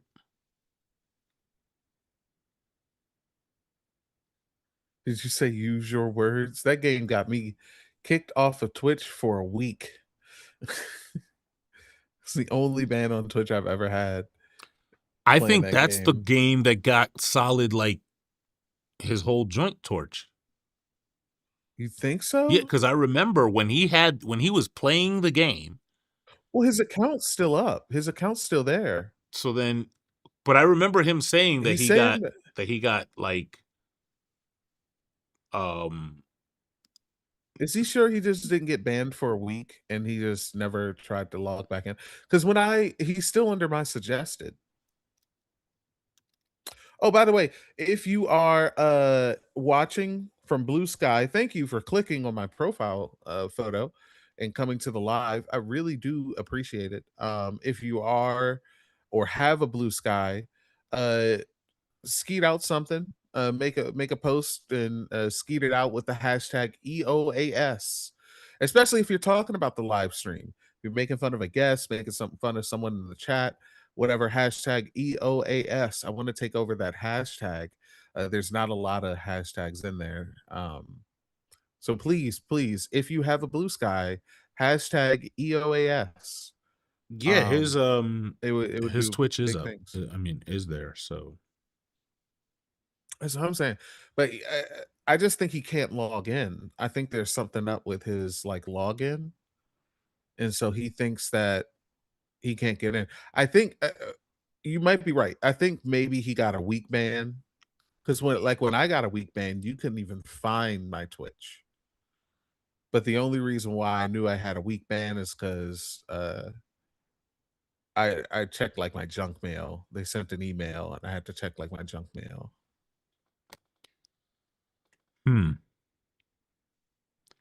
So yeah, I'll talk. Well, one of us will talk to him. We'll do the You created a blue sky when it first created and never touched it again. You know, I had someone who created a blue sky. Yeah, talk to them. I had someone who created a blue sky when it first was a thing. Um, and they were trying to get me. This was back when Blue Sky had like blue sky codes or something like that. And they were trying to get me a blue sky code, and I was like, I'm good. But then when it started blowing up, I created an account and I was like upset that I didn't create one earlier because uh someone tried to steal my name. And then when I created my account, I got my name and then forgot my password. So then I had to create a new account with Watch My Legs with 2 S's. There was a So if I wasn't rushing, I would have remembered my password and my name on Blue Sky would be Watch My Legs, just 1 S like it is up here. But yeah, Blue Sky has lives. You can post if you're live on Twitch, if you're live on YouTube, and that's exactly what it is here. If you click on my profile picture on Blue Sky, it'll bring you to this live.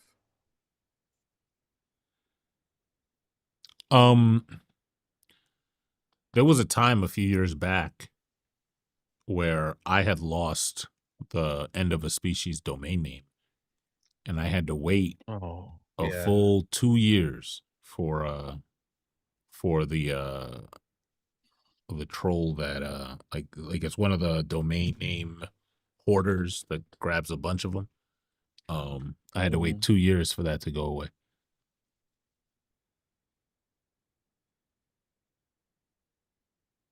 Damn. So You were looking for me on here and was unpleasantly surprised. Yeah, someone stole my name on here and they make like foot fetish videos. It's super weird.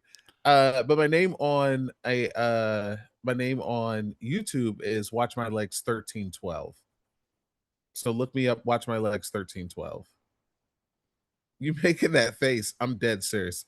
You think I'm joking? Ask what is it? Sacred, am I lying? I'm not even being funny. This is not like a no pause moment or anything.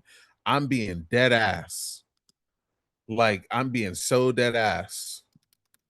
Like there is a person on here with my just original Watch My Legs name, and they make foot fetish videos on YouTube, which is nuts. Like you could have made an OnlyFans or something, bro. Like we got a call screening coming in. we do. Yeah. So I'm gonna bring them up as I soon gotta figure out how as. to do this.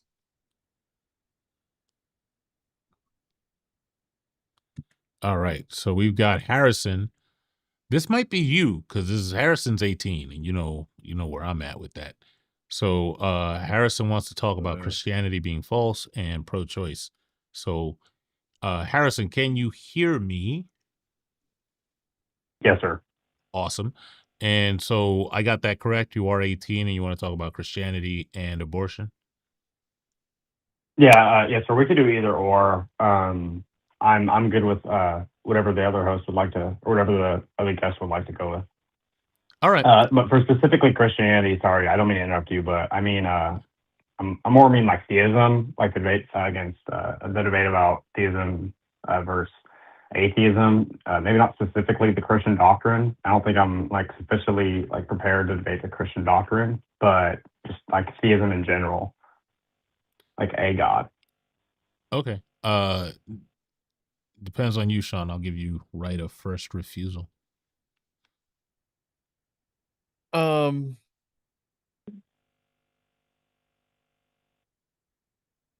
What did you originally call in for? I mean, Like I originally sorry. called in, like this is my original call, but I would prefer to talk about, man, we could just talk about God, I suppose, the existence of God. It's really your preference. We could also talk about abortion. I hold that abortion is impermissible and unjustified, and I also hold that a maximally great being God exists.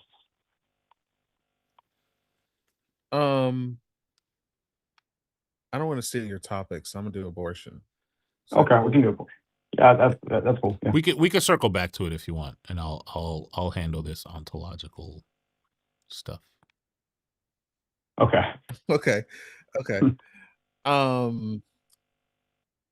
So do you have an argument against abortion? Yes, I would suppose so. I would suppose I do. Yes. You want me to present it? Yeah, let me hear it. Okay, so it would go something like human beings have a prima facie right to life, feasible only in strict cases of absolute necessity, and killing a human being absent of absolute necessity is always wrong and impermissible. And abortion is the premeditated killing of a fetus absent of absolute necessity. And I think fetuses are innocent human beings. And so the inference there is that abortion is impermissible and unjustified. When you say prima facie, what do you mean exactly? I mean, intrinsically, inherently, without regard to their to what they've to given circumstances. So, I mean, we could go with the American legal framework, how humans are they're intrinsically valued to some extent, insofar as having the right to life. I don't know what that means. I don't know what intrinsic value means. There's a value you can't remove. It's inherent to their. No, I know. To their I know existence. what the words mean. I don't know. Let me ask this: what is the humans have intrinsic value? Intrinsic to what? Mm-hmm. What do you mean intrinsic to what? Oh, do you mean like who's the arbiter of that? Yeah. Okay. Well, I think whenever we're discussing a topic like abortion, I can refer to the standard American legal framework and paradigm. And I think personally, I'm a Christian, so I accept the Christian paradigm, which supports human beings being intrinsically valuable. But I don't have to appeal to Christianity for my argument for me to justify my argument. I can just refer to the American legal system if you're willing to accept that reference. What's the American legal system say? Oh, it just holds that all humans are intrinsically valuable to the extent that they are. Sorry? Go ahead. Yeah, I just think it holds that humans are valuable. Like, I think that's simpliciter, that they have a right to life. And that's defeasible only in cases of absolute necessity, like self-defense and things of that nature. So like murder, for example. All right. The murder. Cool. Sorry. Yeah, go ahead. Go ahead. Yeah, I think murder, for example, is punishable by death in most states, actually, and so that kind of shows the emphasis on the value of a human. So if you take a human's life, in some states, they'll go as far to kill you, legally kill you, and so that's kind of the emphasis in the American legal paradigm on the value of the human. No, it's not. But let me ask this quick question. When it comes to like the American legal system, that's just where you're holding like the American legal system is the truth maker in this situation. Well, I know I don't think so, but I'm appealing to that because I don't think you would accept my my appeal to Christianity, because Christianity is my. I'm not going to accept your view on the American legal system because the American legal system doesn't like go to legally unalive cops for unaliving black people for no reason. Sorry, can you repeat that last sentence? I didn't hear you. Yeah, the American legal system doesn't go to legally kill cops after they kill black people for no reason other than we're black. Well, I mean, that's not the American legal system killing black people, though. That would Yes, be it like is. the police department. The police department is the arm of the state, literally the American legal system. I'm saying if we grant that police officers do kill black people just because they're black, that doesn't mean that the American legal system itself has like laws and policies and codes and that stuff. That doesn't mean that they that doesn't mean Means they that don't they follow them. allow that. I mean, just because a They police do officer allow goes it. off and commits It a crime. happens. Well, I'm saying, can you show me where in the American legal penal codes where it says that a police officer can go and kill somebody just because they're black? In practice. I mean, I don't know. I don't know even by in practice. Like the judges decide this. In practice, police officers kill black people for no reason other than we're black.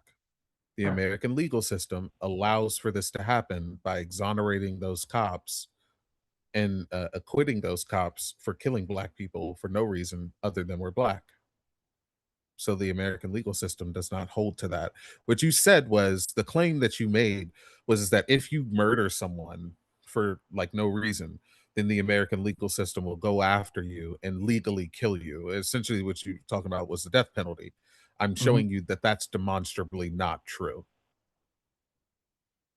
That itself is demonstrably not true, or just in some cases you think that the American legal system is racist and they exonerate police officers who kill based on skin pigment. Can you demonstrate? Can you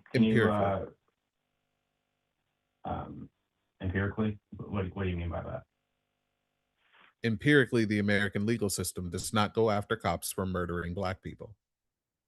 And did you say empirically the American legal system does not go after cops for killing black people? Yes. Ooh, I don't know what you mean by your usage of empirical here. That's like a form of like epistemological philosophy. Demonstrably evidential. Okay, so you think empirics is a fallacy? No, I didn't. I don't know if I meant this. If my mic glitched, but I said empiricism is like a epistemological framework.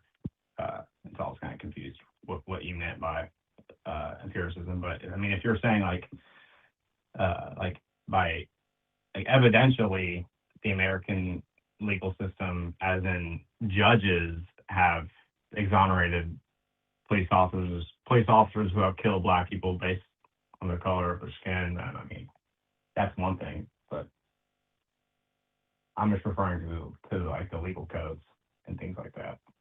What is the branch of government that a judge is a part of? Sorry? What is the branch of government that a judge is part of? The judicial. Okay, excellent. So we're talking about the American judicial system and what the American judicial system says about the intrinsic value of human life, and saying that you cannot take the human life because it has intrinsic value. You cannot take the human life for no reason, like other than self-defense, because humans have intrinsic value within the code of the judicial system. And then you have the judicial system allowing for police to kill black people for no reason other than we're black. That does not reign true. Okay. So could you show me where it says that in American legal, the legal codes, where a police officer can kill? I can show you where it is empirically, where it happens empirically. Well, that doesn't. I mean, that's not demonstrating the American legal system like theoretically, like as it's written in the book. That's cool. It's cool. It's cool. I'll show you where it is in American legal code. I'll show you where it is in American legal code. Jim Crow laws. Okay. Are you? Is that it? Are you gonna?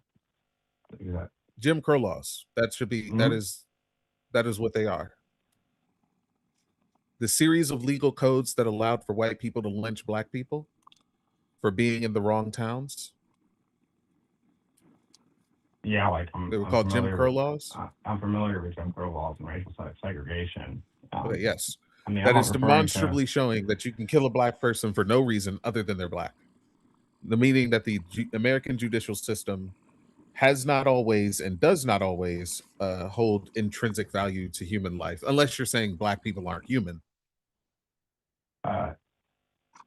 No, that would be a strongman fallacy. I don't think I've implied that at any point. It's the only inference that we can draw. Like if you say that the Okay, judicial so code if says you're saying that it's the only inference humans that we have can intrinsic draw, value, in what and way? then we show you in the hold on, when you say, can you show me in the legal code where it says that you can kill black people for no reason other than they're black, and then I show you in the legal code, and then you deny that that is killing black people for the reason for any reason other than we're black, even though the code says it, then the only inference that we can draw is that you believe that black people are not people. Okay. Because So- the whole point is that humans have intrinsic value. Okay. So you appealed to you first appealed to the American legal system in practice, and now you're showing it to me in theory, right? And so I understand the like the issue. You asked for it. And then I'm one second. I understand that there was an issue in the 1930s where the U.S. government had a wrong ethical view on black people. You know, they had a wrong view on black people, and I don't know what they were ethical wrong means. for that. Just morality. I don't know what any of this means. I don't know what wrong means. I don't know what ethical means. I'm talking about intrinsic value. I'm talking about them not having intrinsic value towards black bodies. Yeah. So I'm asking you presented me the Jim Crow laws from the 1930s or just earlier 20th century years, and that's invalid in today's judicial system. I'm not appealing to that judicial system. I'm appealing to the present legal system. Can I ask a quick question? So, go ahead. Why is the standard like that there's a law written down that says you can do it? Why is that your standard? I don't. It's not. I mean, it's not really it's not the arbiter. It's not really my standard. I'm just appealing to it. I'm just referring to it in this debate because I think that's a mutual ground we can share. Is the American legal system values human life? If I were to use a Christian paradigm, there'd be a conception. Let me give you a just a hypothetical. Like, let's say you and I formed a society, and in that society we wrote down nobody can kill anybody else ever, and then you and I, who have all the weapons, just start indiscriminately killing people. Would you say that's a society that values life? Society as in what? Do you mean government? No, society. Like you and I formed a society. We have a bunch of people in this society, and we wrote on a piece of paper, we said, this is the law. Nobody can kill anybody else, including us. And then we, who have all the guns, just walk around town and randomly kill people. Would you say that is a society that values life? So if we're the government, and you're saying that we represent that we're the representation, we're not the government in this case. We're just the people with the guns. Well, you're saying we made the laws and all that stuff, and you're saying we wrote a law down. Okay, but how would we be able to make a law if we weren't the government? If we weren't the governing body, how could we have how can we legally bind people? You know what? Let's do it this way, because there are leaders that are not a government, that are like de facto leaders, but I'll just give you that you and I are the government. The question remains, would that be a society that values life? I can't say anything about the society, but the government, no. Well, the government is part of the society. Yeah, but government arbitrates how the society functions. And we're drawing just a direct analogy to your example of the United States, right? Like, so when you say the United States is part of the United States, prima facie values life because we punish people for killing other people, that would be the government doing it. So I would imagine that if people are not being punished for doing the thing, that's the counterfactual. That was it. I was just wondering why we're leaning on looking for a codified law when we're being faced well, with I said practice. America. Well, I said I have a America. They question clarified about the this judicial codified law. system, like the judicial branch of the government. I wasn't specifically in Okay. regard to the people and society of the country. I'm gonna need you to real quick. I'm gonna need you to explain why the U.S. Judicial system and legal system special pleads for police officers in this case. Because they have qualified immunity. Okay, so they don't value human life. Wait, what do you mean by in this case? What are you referring to? Jim Crow laws or When police like officers kill black people for no reason other than we're black, why does the United States government special plead against their own policy in order to allow police to do that? So there's, I mean, if a police officer goes out and kills a black person just because they're black, and that's evident, they probably go to jail, like Derek Chauvin. They don't. Demonstrably, they do not. But I just need to know. I'm not asking you if they do go to jail. This isn't a question of like what the judicial system does. Okay. We know what the judicial system does. It's absolutely nothing. They allow for police officers to go out and kill black people for no reason other than we're black. Why does the United States judicial system and legislative powers special plea for police in the United States? Okay, are you saying generally speaking, like in a broad sense, like not even referring to those like specific cases or this specific circumstance with the killing black people because they're black? Are you just saying in general? I don't even understand this question. Police go out and kill black people for no reason other. I'm just going to make it very clear. Police go out and kill black people for no reason other than we're black. When we see an instance of a police officer killing a black person for no reason other than we're black, the United States government special pleads in order to stop the persecution and prosecution of that police officer all the fucking time. It happens every year.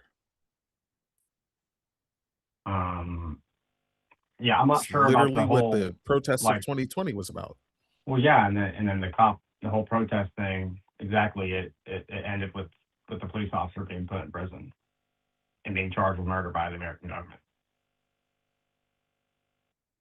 So I don't that's kind of that's kind of a I don't know why you would appeal for that. Okay. You don't think so? So we didn't march in 2020 for Well, Tamir Rice as well? well, no, I'm saying in 2020, Philando like, Castillo, I mean, Alton I'm saying in Sterling, 20. Okay, I'm saying in 2020 Sandra Bland, specifically. Corinne Gaines. Okay, I'm sure black people were killed in 2020 by police officers. I'm not negating that fact. Okay, I agree with you. Black people were killed in 2020. Whether it was justified or not is beyond me. I'm not a lawyer. I don't really know the American system. I don't know the books. Okay, I mean, I can look at something crime and fashion and say, oh, it's what my intuition says, but I don't have like the legal. I don't have a legal conclusion, and so I really don't have like a final determinate answer whether I say, oh, it's justified or not, because I mean, that takes a lot of consideration. So I'm not sure I'm going to accept that So they're I'm killed going for to no put. reason, and the American system justifies that. Okay, cool. So what I'm going to put here is because the question that I wrote down about intrinsic value and holding to the United States judicial system, saying that human life has intrinsic value, so you can't kill humans, or else the United States government will come after you. You can't kill humans for no reason, and the United States government will come after you if you do that. And then I wrote down the special pleading question saying, why does the U.S. allow for that violation of their law for police officers killing black people for no reason other than we're black? Your answer is, I don't know. That's perfectly fine answer. But it just defeats your entire point. Your entire first thing about prima facie and humans having intrinsic value in your first premise is now invalidated. Okay.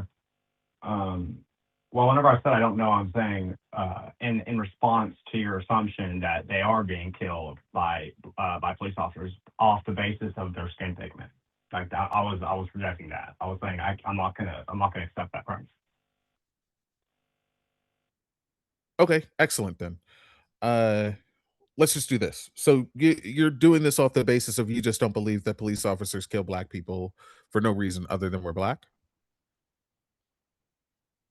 Well, I mean, for the most part, I wouldn't say. I mean, like, sure, a police officer could like theoretically go out and kill somebody because they were crazy and they were, insane racist person. But that wouldn't be a reflection on the U.S. legal system. Like that'd be a different. Those are two distinct things. It's what the legal system does is what I would judge it by. So I don't think. But to answer your The question, judges allow I for don't it to think. happen. I don't understand Okay, how you can I say you disagree with you can't go though. out I and kill disagree. someone. Hold on. You saying you disagree with me on your point. This is what your point was. I'm very clear. God damn it. I'm frozen. There we go. I'm going to make it very clear. All right. What you said is that humans have intrinsic value. I said, what is the truth maker of intrinsic? You said the United States judicial system. I didn't say that. I said, what is the United States Yes, she did. No, I said the Christian. Why I are said, we I said talking about the Christian judicial paradigm. system? I said the Christian paradigm, but I said You said you didn't want to neutral talk about ground. the Christian paradigm. Well, I You mean, yeah, because specifically said you wouldn't don't want to accept it, talk and about the it's Christian paradigm because an of the abortion United debate. States judicial It's an system. abortion debate. If I were to appeal to Christian meta ethic or to Christian meta ethics and ethics, then it would just be pointless. Okay, It wouldn't so be now we're about changing abortion. the It argument. would be, Okay, well, excellent, no, awesome, I'm just awesome. saying what my basis It's is off cool. of. I appeal to the American legal perfectly system fine. Presumably we both live in the Look, American it's legal. We both perfectly live in fine. America, It's so. perfectly fine. We don't have to talk about the American judicial system anymore. I understand you concede on that point. We're going to I don't talk about concede. Christianity now. No, I mean, So I I'm would going still to like to talk. you do I concede. would still like to talk You about the American judicial changed system, your though. argument. If you change your argument, if No. you go, I don't think want to talk about that being I don't want to talk about that being the truth maker anymore. I want to talk about this being the truth maker now. It's because you conceded on the first thing. I was I giving explicitly you stated an that the internal American legal critique system of your doesn't make idea. normative standards for ethics. I said I said I believe that the Christian God does, but I explicitly said this earlier. We were that I talking don't about think the truth American legal makers. system. We I were think talking about truth makers. Hold on. We weren't talking about the moral standard. I don't even care about that. I was talking about the truth maker of intrinsic value to humans. You chose to go with the American legal system and you want to drop it now. And no, I to don't me, want to that's drop it. fine. We can drop it. I don't want to drop it. So I'm you just saying, want I don't think that's the truth maker. You told me that's. So I think then that's what the are we truth maker. talking about intrinsic? I want to know what you think the truth maker for the intrinsic value in humans is. I think that it's God, but I'm saying a neutral ground.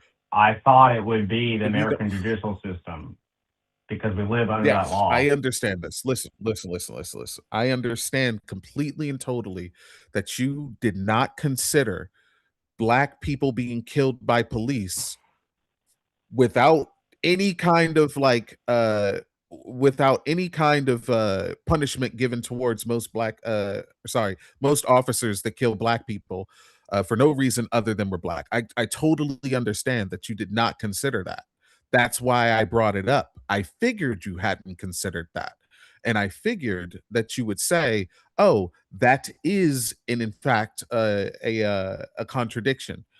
So that does disprove what I said about humans having intrinsic value, or the truth maker about humans having intrinsic value.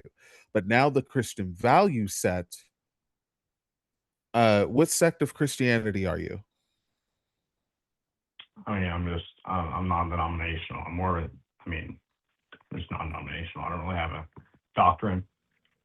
I believe in pure actuality. Just what Bible do you read? I mean, just depends. I mean, I have a NIV, I have a KJV.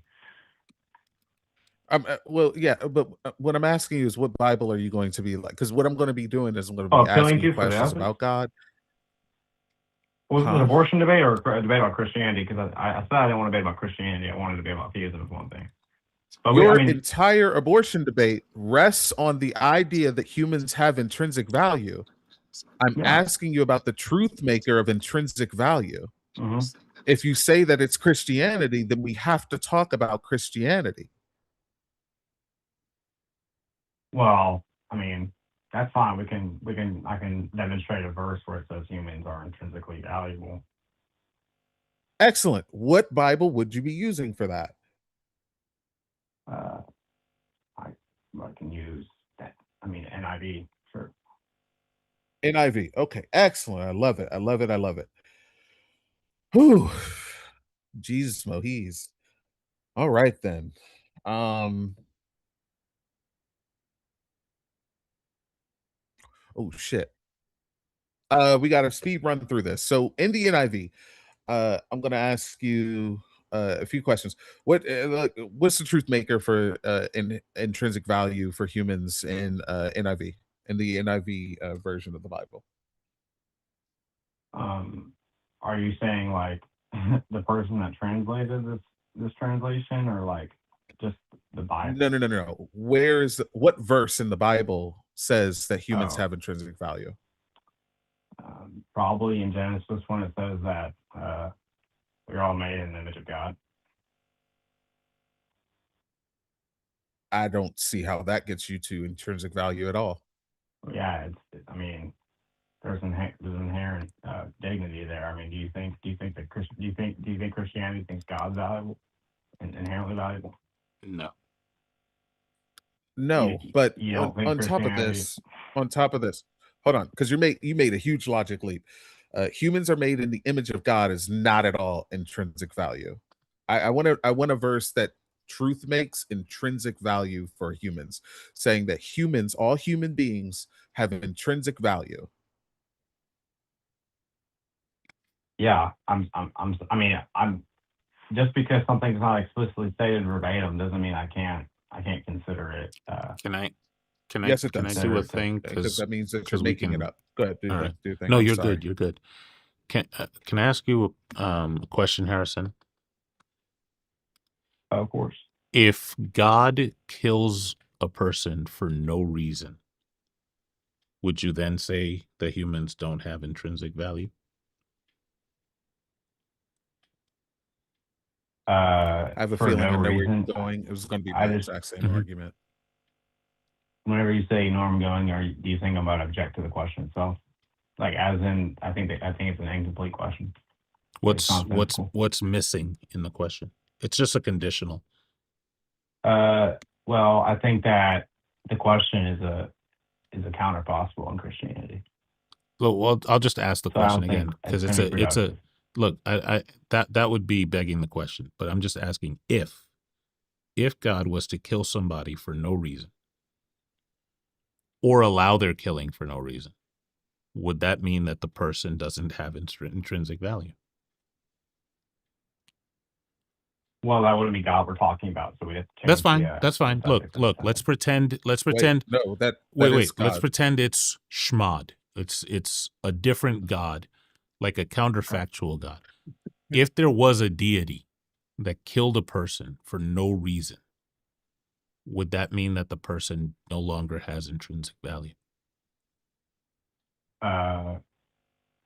But okay, so you're saying if the deity were to kill that person, would they have intrinsic value? Well, I don't think intrinsic value is conditional, so I don't think it would change. So, the intrinsic value is predicated Just on. because they died. Wait, the intrinsic value is predicated. The intrinsic value of their life is predicated on it not being able to be taken away for no reason. I'm assuming if Right. I was to say another person took their life for no reason, there's some divine judgment coming their way. But so that's why I cleverly said God. So if God, right, Hashem, Yahweh, was to take somebody's life for no reason. Mog, we're not using God. Wait, well, I'm just gonna look. If you're either going to engage with the hypothetical, or you're No, not. I am trying to I'm engage. I'm directly engaging with this. because You're really not. I'll Hold do on, this. Sean. Hold on, Sean. No, you're not engaging because the conditional doesn't say that he is doing that. That would be my burden, right? I'm asking you if he did do that, would that negate the intrinsic value of life? The incoherent accent. This is your final chance. What do you mean? No, this is the final chance. What's I'm Wait, not what do you saying mean it's a final chance? I'm no, just being honest. No, you're not. If you're saying what if the circle was a square? Listen. Hold on. If a bar of iron floated in water, would that mean that the iron is less dense than the water? Is less dense than the water? If a bar of iron floated in water, What if is I the put, relevance of this question?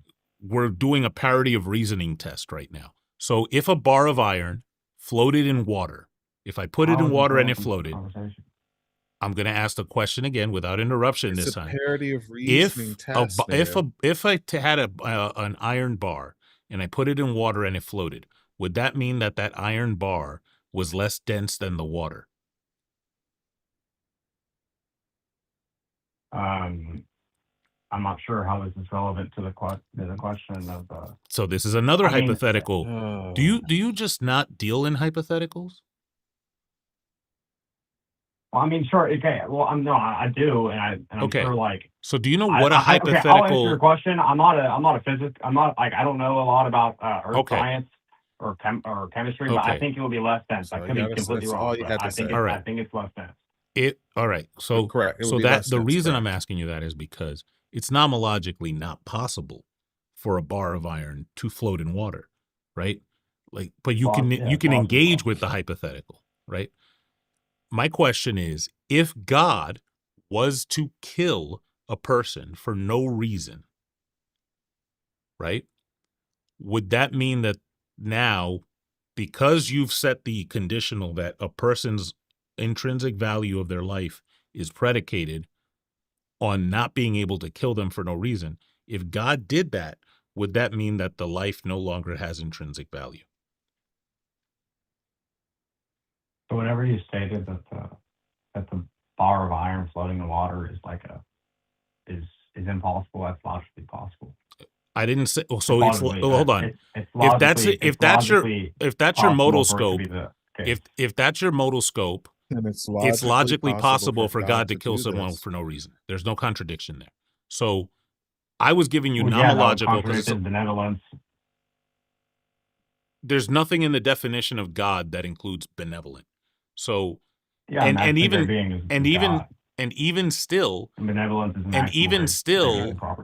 I don't know why it is that you're doing this now. You're dealing with a hypothetical you don't like, and you continue to interrupt me. I don't know why. Well, I don't mean to interrupt you. I'm sorry. Okay, cool. We're good. Now, if it is logically possible, you don't like the hypothetical. I'm going to show you, I suspect you know that I'm going to show you a place where God himself said he killed somebody for no reason. Is that what you're about to demonstrate, how the Bible says that God killed somebody for no reason? No, I'm going to demonstrate how the Bible says that God said he killed someone for no reason. Right. Okay. We're reading NIV. Yeah, and it is in the NIV. But my question to you, and the reason I'm asking this question is because I do a lot of these, right? And I don't like weaselly stuff. And so if you're saying that the intrinsic value of life is predicated on the inability to remove it for no reason, and I'm saying a person could potentially remove the life for no reason, but there would be a divine judgment.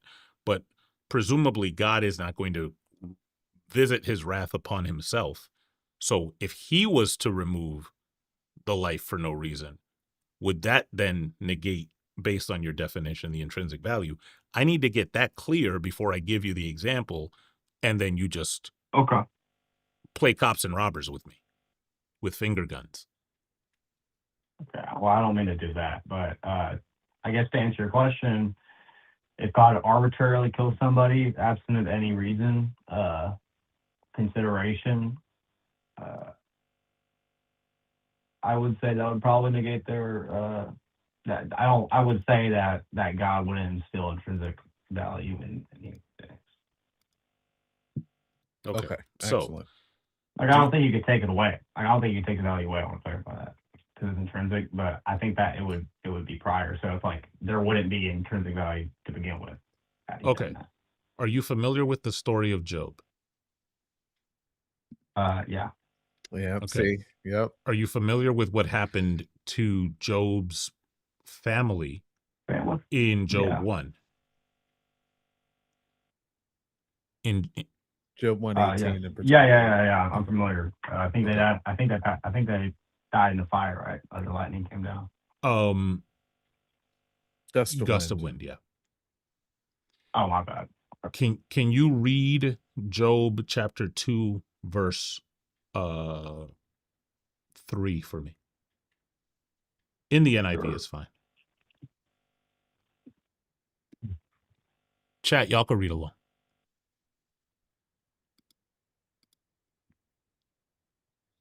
What'd you say? 223? 2:3. Chapter 2 verse 3. 2:3. Sorry, chat. Job chapter 2 verse 3.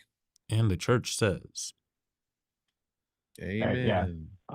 Then the Lord said to Satan, have you considered my servant Job? There is no one on earth like him. He is blameless and upright, a man who fears God and shuns evil, and he still maintains his integrity. Though you incited me against him to ruin him without any reason. Okay. part of that ruin was the kids dying, right? Well, I mean, whenever you say without any reason, or do you think it's referring to Satan inciting him for no reason, or do you think it's do you think God's doing it for no reason? Because I don't know if that's. It would have to. It says it would have to destroy. be God. Satan stated his reason. Right. And in order to say that Satan provoked God for no reason, there would have to be a comma. It would have to say destroy him, comma, without reason. It doesn't say that. It says destroy him without reason. Okay, yeah, I understand. I see the distinction without the comma. Yeah, anything. And then just because so, I have to be on another show in a half hour and I want to prep. Were you doing planting as argument? Alvin Plantinga, bro, my dog. Was that the maximally great stuff? I mean, that's how I consider God to be a maximum being. I mean, I know the modal ontological argument, but I don't really argue. I mean, I argued for S5 and I argued using S5, but my argument isn't Alvin Plantinga's modal ontological argument. I don't just really quickly, which was, just give me the simple two premise, if you have it, version of whatever argument. Syllogism. Whichever argument you were running that concludes with God exists. Oh, well, for an argument, well, do you want the one that I use S5, or do you want just the one I casually use, or what? The one that you were going to use at the beginning of the call before you talked about abortion. Probably something like, probably going to use something to do with transcendental argument for God's existence, but I mean, I can just. That's the worst one. If you want to go to the tag, really? Yeah. All right, we can talk about tag. Tag is tag is a laughing stock in the philosophy community. Most of the proponents of tag, what they've done is they've sat on the shoulders of people who did thousands of years of work to create concepts and like logic, which is a mathematical concept, not a metaphysical concept. And it has a goal of preserving truth across propositions toward a conclusion. And then they put their name at the top and they hijack terms like metalogic, which, and like, so for example, like a Jay Dyer would ask for a metalogic argument, which is like the worst of category errors in the logic world. There's no such thing as a metalogic argument. Or they might ask you, like for example, if we argument. Yeah, there's no such thing. For logic. Yeah, there's no such thing. An argument is an argument is a series of premises that follow the rules of a logic. So to use that, to create an argument, you would need a logic to begin with. So to create an argument prior to the logic existing is the category error. There's no such thing as a metalogic. Is not Metalogic is not a discussion about whether or not logic is real. Metalogic is a discussion of which domains a specific logic is okay in. So, for example, a metalogic argument would uncover that Curry's paradox is a gap in classical logic, for example, or that self-referential sentences are paradox prone and Yeah, the can liar cause paradox. contradictions. Like there's not an argument; it's just a discussion. Are you talking about paraconsistent logic? No, I'm talking about. No, paraconsistent logic would be another type of logic that would be a response to something like the principle of explosion. But again, Yeah, like met, self-referential propositions. yeah, like metalogic is just a discussion. Like you can look this up in the SEP. When you're doing metalogic, all you're saying is within a given logic, what domain Is of that the sentences Stanford can it cover? Encyclopedia Philosophy? Yeah, Is that I what mean, you mean, can look SEP? at it in that. You can look at it in any writing about it. When you're doing a metalogic discussion, the only thing you're doing is saying, hey, within a logic, what range of sentences or propositions can you cover, and where are the gaps? So like, something like fuzzy logic, which isn't bivalent, will have partial truth values, so it'll lack accuracy, and it'll lack it will lose something in the ability to preserve truth across propositions, but it gives you a wider range of sentences. Like this sentence is somewhat true. That would be fuzzy logic, right? Paraconsistent logic is just a way to approach different types of contradictions. The most famous one being dialetheism. But these are just, Right. this is just like saying, I use this type of math versus that type of math. But what tag does is it creates an argument and then asks the interlocutor, the opposing interlocutor, to disprove it, which is the biggest of blunders. Asking somebody to disprove your argument. Yeah, like if you say God is the necessary precondition for X, and I go, what is your supplementary argument or substantiation for that premise? And you go, well, how do you ground X? That's classic burden shifting. Yeah, it'd be a two-go quack. Well, it would just be a burden shift, and that's what tag does. Like there's zero. Well, if you ask me how I ground logic, I say, well, how do you ground logic? That'd be a two-go quack. No. I'm asking for what I would ask is, when you say necessary, that would mean that's the only way to do it. Like there's no other way, right? That's what I would need, and that's what I would. In That's what modality? I'm not the one making tag. It depends, because I wouldn't no, say. I'm saying like whenever you just made that statement right there, whenever you said something's Yeah, necessary, the person who said, like, that is the first premise of necessary, tag, right? The first premise of tag is God is the necessary precondition for morality or logic or whatever, right? Or knowledge. That's the first premise. For tag? I mean, that sounds like the conclusion. The conclusion should be, therefore God exists. The transcendental tag is the transcendental argument for God. So the conclusion has to be, therefore God exists. Yeah, you said but you said the premise was that God is the ground, is the ground for logic. Yeah, the biconditional would be like, if that the morality exists if and only if God exists, or knowledge exists if and only if God exists. But what do you think? What do you think that? Well, what version of tag would you run? Well, I mean, what version of tag? I mean, I don't think I've like analytically established my variation of tag, but probably something to do with modus ponens, with God being X and logic being Y. X is a necessary condition of Y therefore X. That's what I said. So what is so God is the necessary precondition for logic, right? What is the substantiation for that premise? Because I think that logic and mathematics, I think that logic and intelligible order requires a ground. And I think that ground has to be necessary, universal, invariant, rational, personal. Wait. Well, first off, why does it require a ground? why does logic require ground? Mhm. Because you would have to, because if it didn't have a ground, because if it didn't require ground, then you have to explain why it was why it's necessary, universal, invariant, unchanging, and all these types of characteristics arbitrarily. It's none of those things. Well, I mean, do you think logic's contingent? I think that's a category error. What do you? Okay, well, what do you mean that's the category error? Contingent is a modal term, right?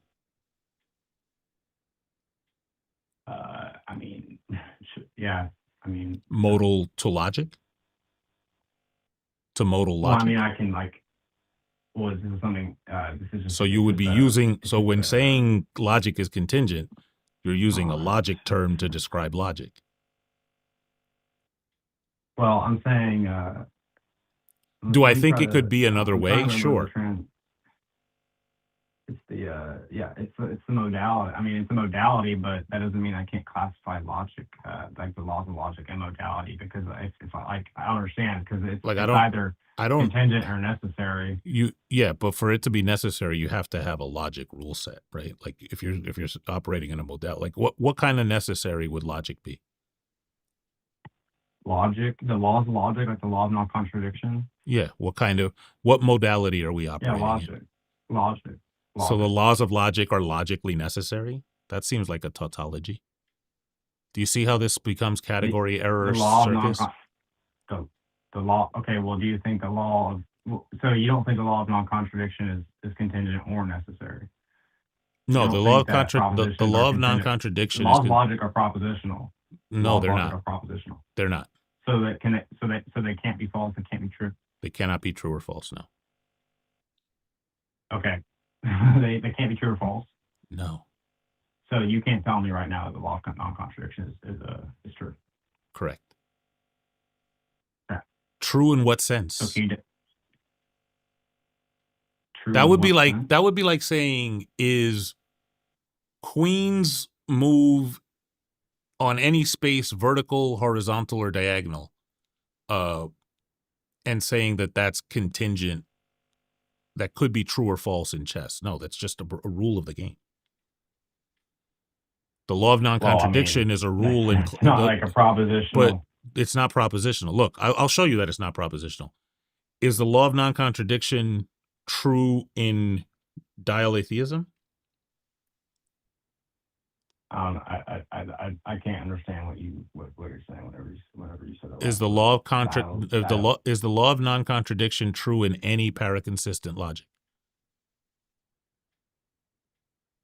In paraconsistent logic, where non-contradictions can exist, where true contradictions can exist. Yeah, I think that is probably in the pseudo sense of paraconsistent logic, where contradictions can literally be true and can literally exist, and sure, like necessarily they would. I'm talking about the specific rule. World exists. The specific sentence, not parentheses P and not P close parentheses. Is that sentence true or false in a paraconsistent logic? P and not P? Not parentheses P and not P close parentheses. Are you saying negation, parentheses, P and not P? Meaning it is not the case. Explosion? No, this is just that's the law of non-contradiction expressed in symbolic logic. Look, I gotta go, but what you should hold on. What you should probably do is read up on why the laws of classical logic are theorems, the laws of like modal logic, like all the way to S5 are theorems, in the same way that any rule for addition is a theorem. Like there's theorems for this. This is the thing that's necessary to operate within the logic. That's all it is. But you should read that. So you do think that they're propositions? They're not propositions. A theorem is a theorem. I think is a proposition. It's not. No, it can't be true or false. It's a tautology. A theorem? before you go on, one second. I'm not talking about a theory. I'm talking about a theorem. Yeah, theorem. Okay. Yeah, a theorem is a theorem on Merriam-Webster's is a formula, a proposition, or a statement in mathematics or logic deduced to be deduced from other formulas and propositions. Okay. An idea accepted or proposed as a. You saw the or there, right? Depending on the system, depends what the theorem is. In logic, a theorem is just a rule of the system. Now, what you would deduce from that is other statements, like being able to say that there exists a married bachelor is false logically because you're deducing that from the law of non-contradiction.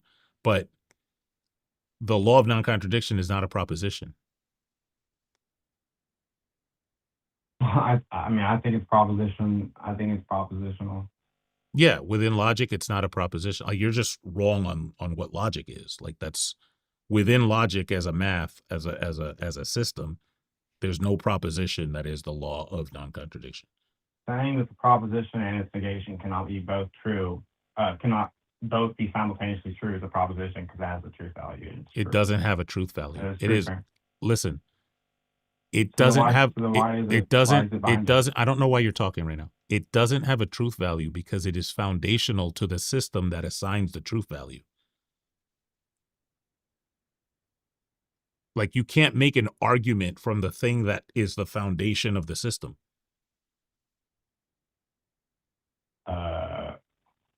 Are you saying? Well, I mean, that's just if you're saying that logic's the foundation of law. Is that what you're saying? Logic is the foundation of logic.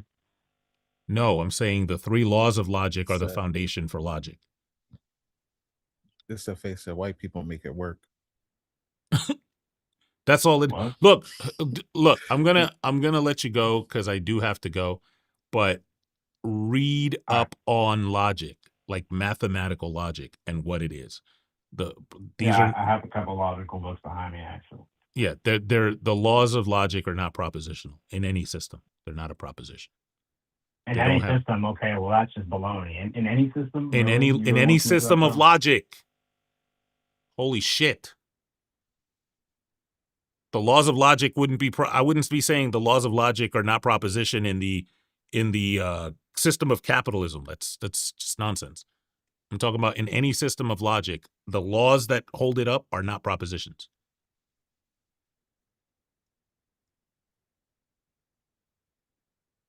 They don't have truth value.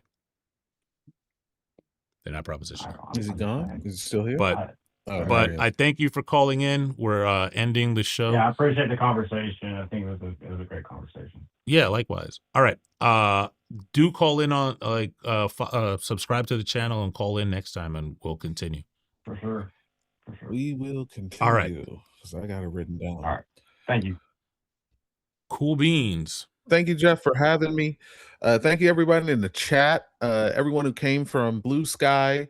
I appreciate you. Everyone who came from TikTok, Discord, wherever you came from. Shout out to you. You guys are amazing. You're awesome. Yeah. This was awesome.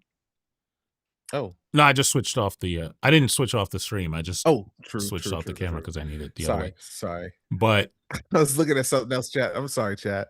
Y'all are good. distracted. But Go yeah, ahead, Jeff. I'm gonna see y'all next time. The next stream is going to be either at the end of this week or the very beginning of next week. I'm not gonna say who the co-host is gonna be. I'm trying to get a pretty good co-host order here. But thank you to everybody for hanging out with me. I'm heading over to Jovan's stream, which is starting in about 12 minutes, 11 minutes. Oh, can I ask you a question Yeah. before you go? You finish what you're saying. but I Actually, wanna you know ask what? this before Let you- me end the stream, and then No, I gotta say Oh, it on okay. stream. I just wanted to say, if I made the argument that if there is no empirical evidence for God, then God does not exist. There is no empirical evidence for God, therefore God does not exist. Is that a logical? it would be Is that a logical way to say God does? it not would be exist? valid, but it wouldn't be sound Why not? because it would assume empiricism. like there's no empirical evidence Wait. that a bachelor is an unmarried man, but there is like analytic evidence. Like there's a definition. I take what does empiric mean? Sense data. Isn't the written okay, Yeah, this okay. would be I would this, take like it being written down. the unmarried man being a bachelor is like up here. It's like musings of whatever. It's the same way that you can surmise like contradictions out of things, but it would not everything has to be like what we would consider empirical. I took empirical as like observable evidence. Yeah, but like a definition wouldn't be observable evidence. It's like definitions are just stated as. So Okay. but we'll talk more about it. We'll definitely right. talk more.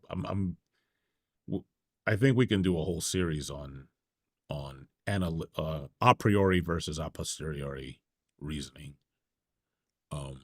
A posterior? Yeah. I said what he said that I said on what I purpose, said. chat. He was waiting Yeah. to say that. Word. He was waiting to say All right. that. But on that note, I'll see y'all later. See you later.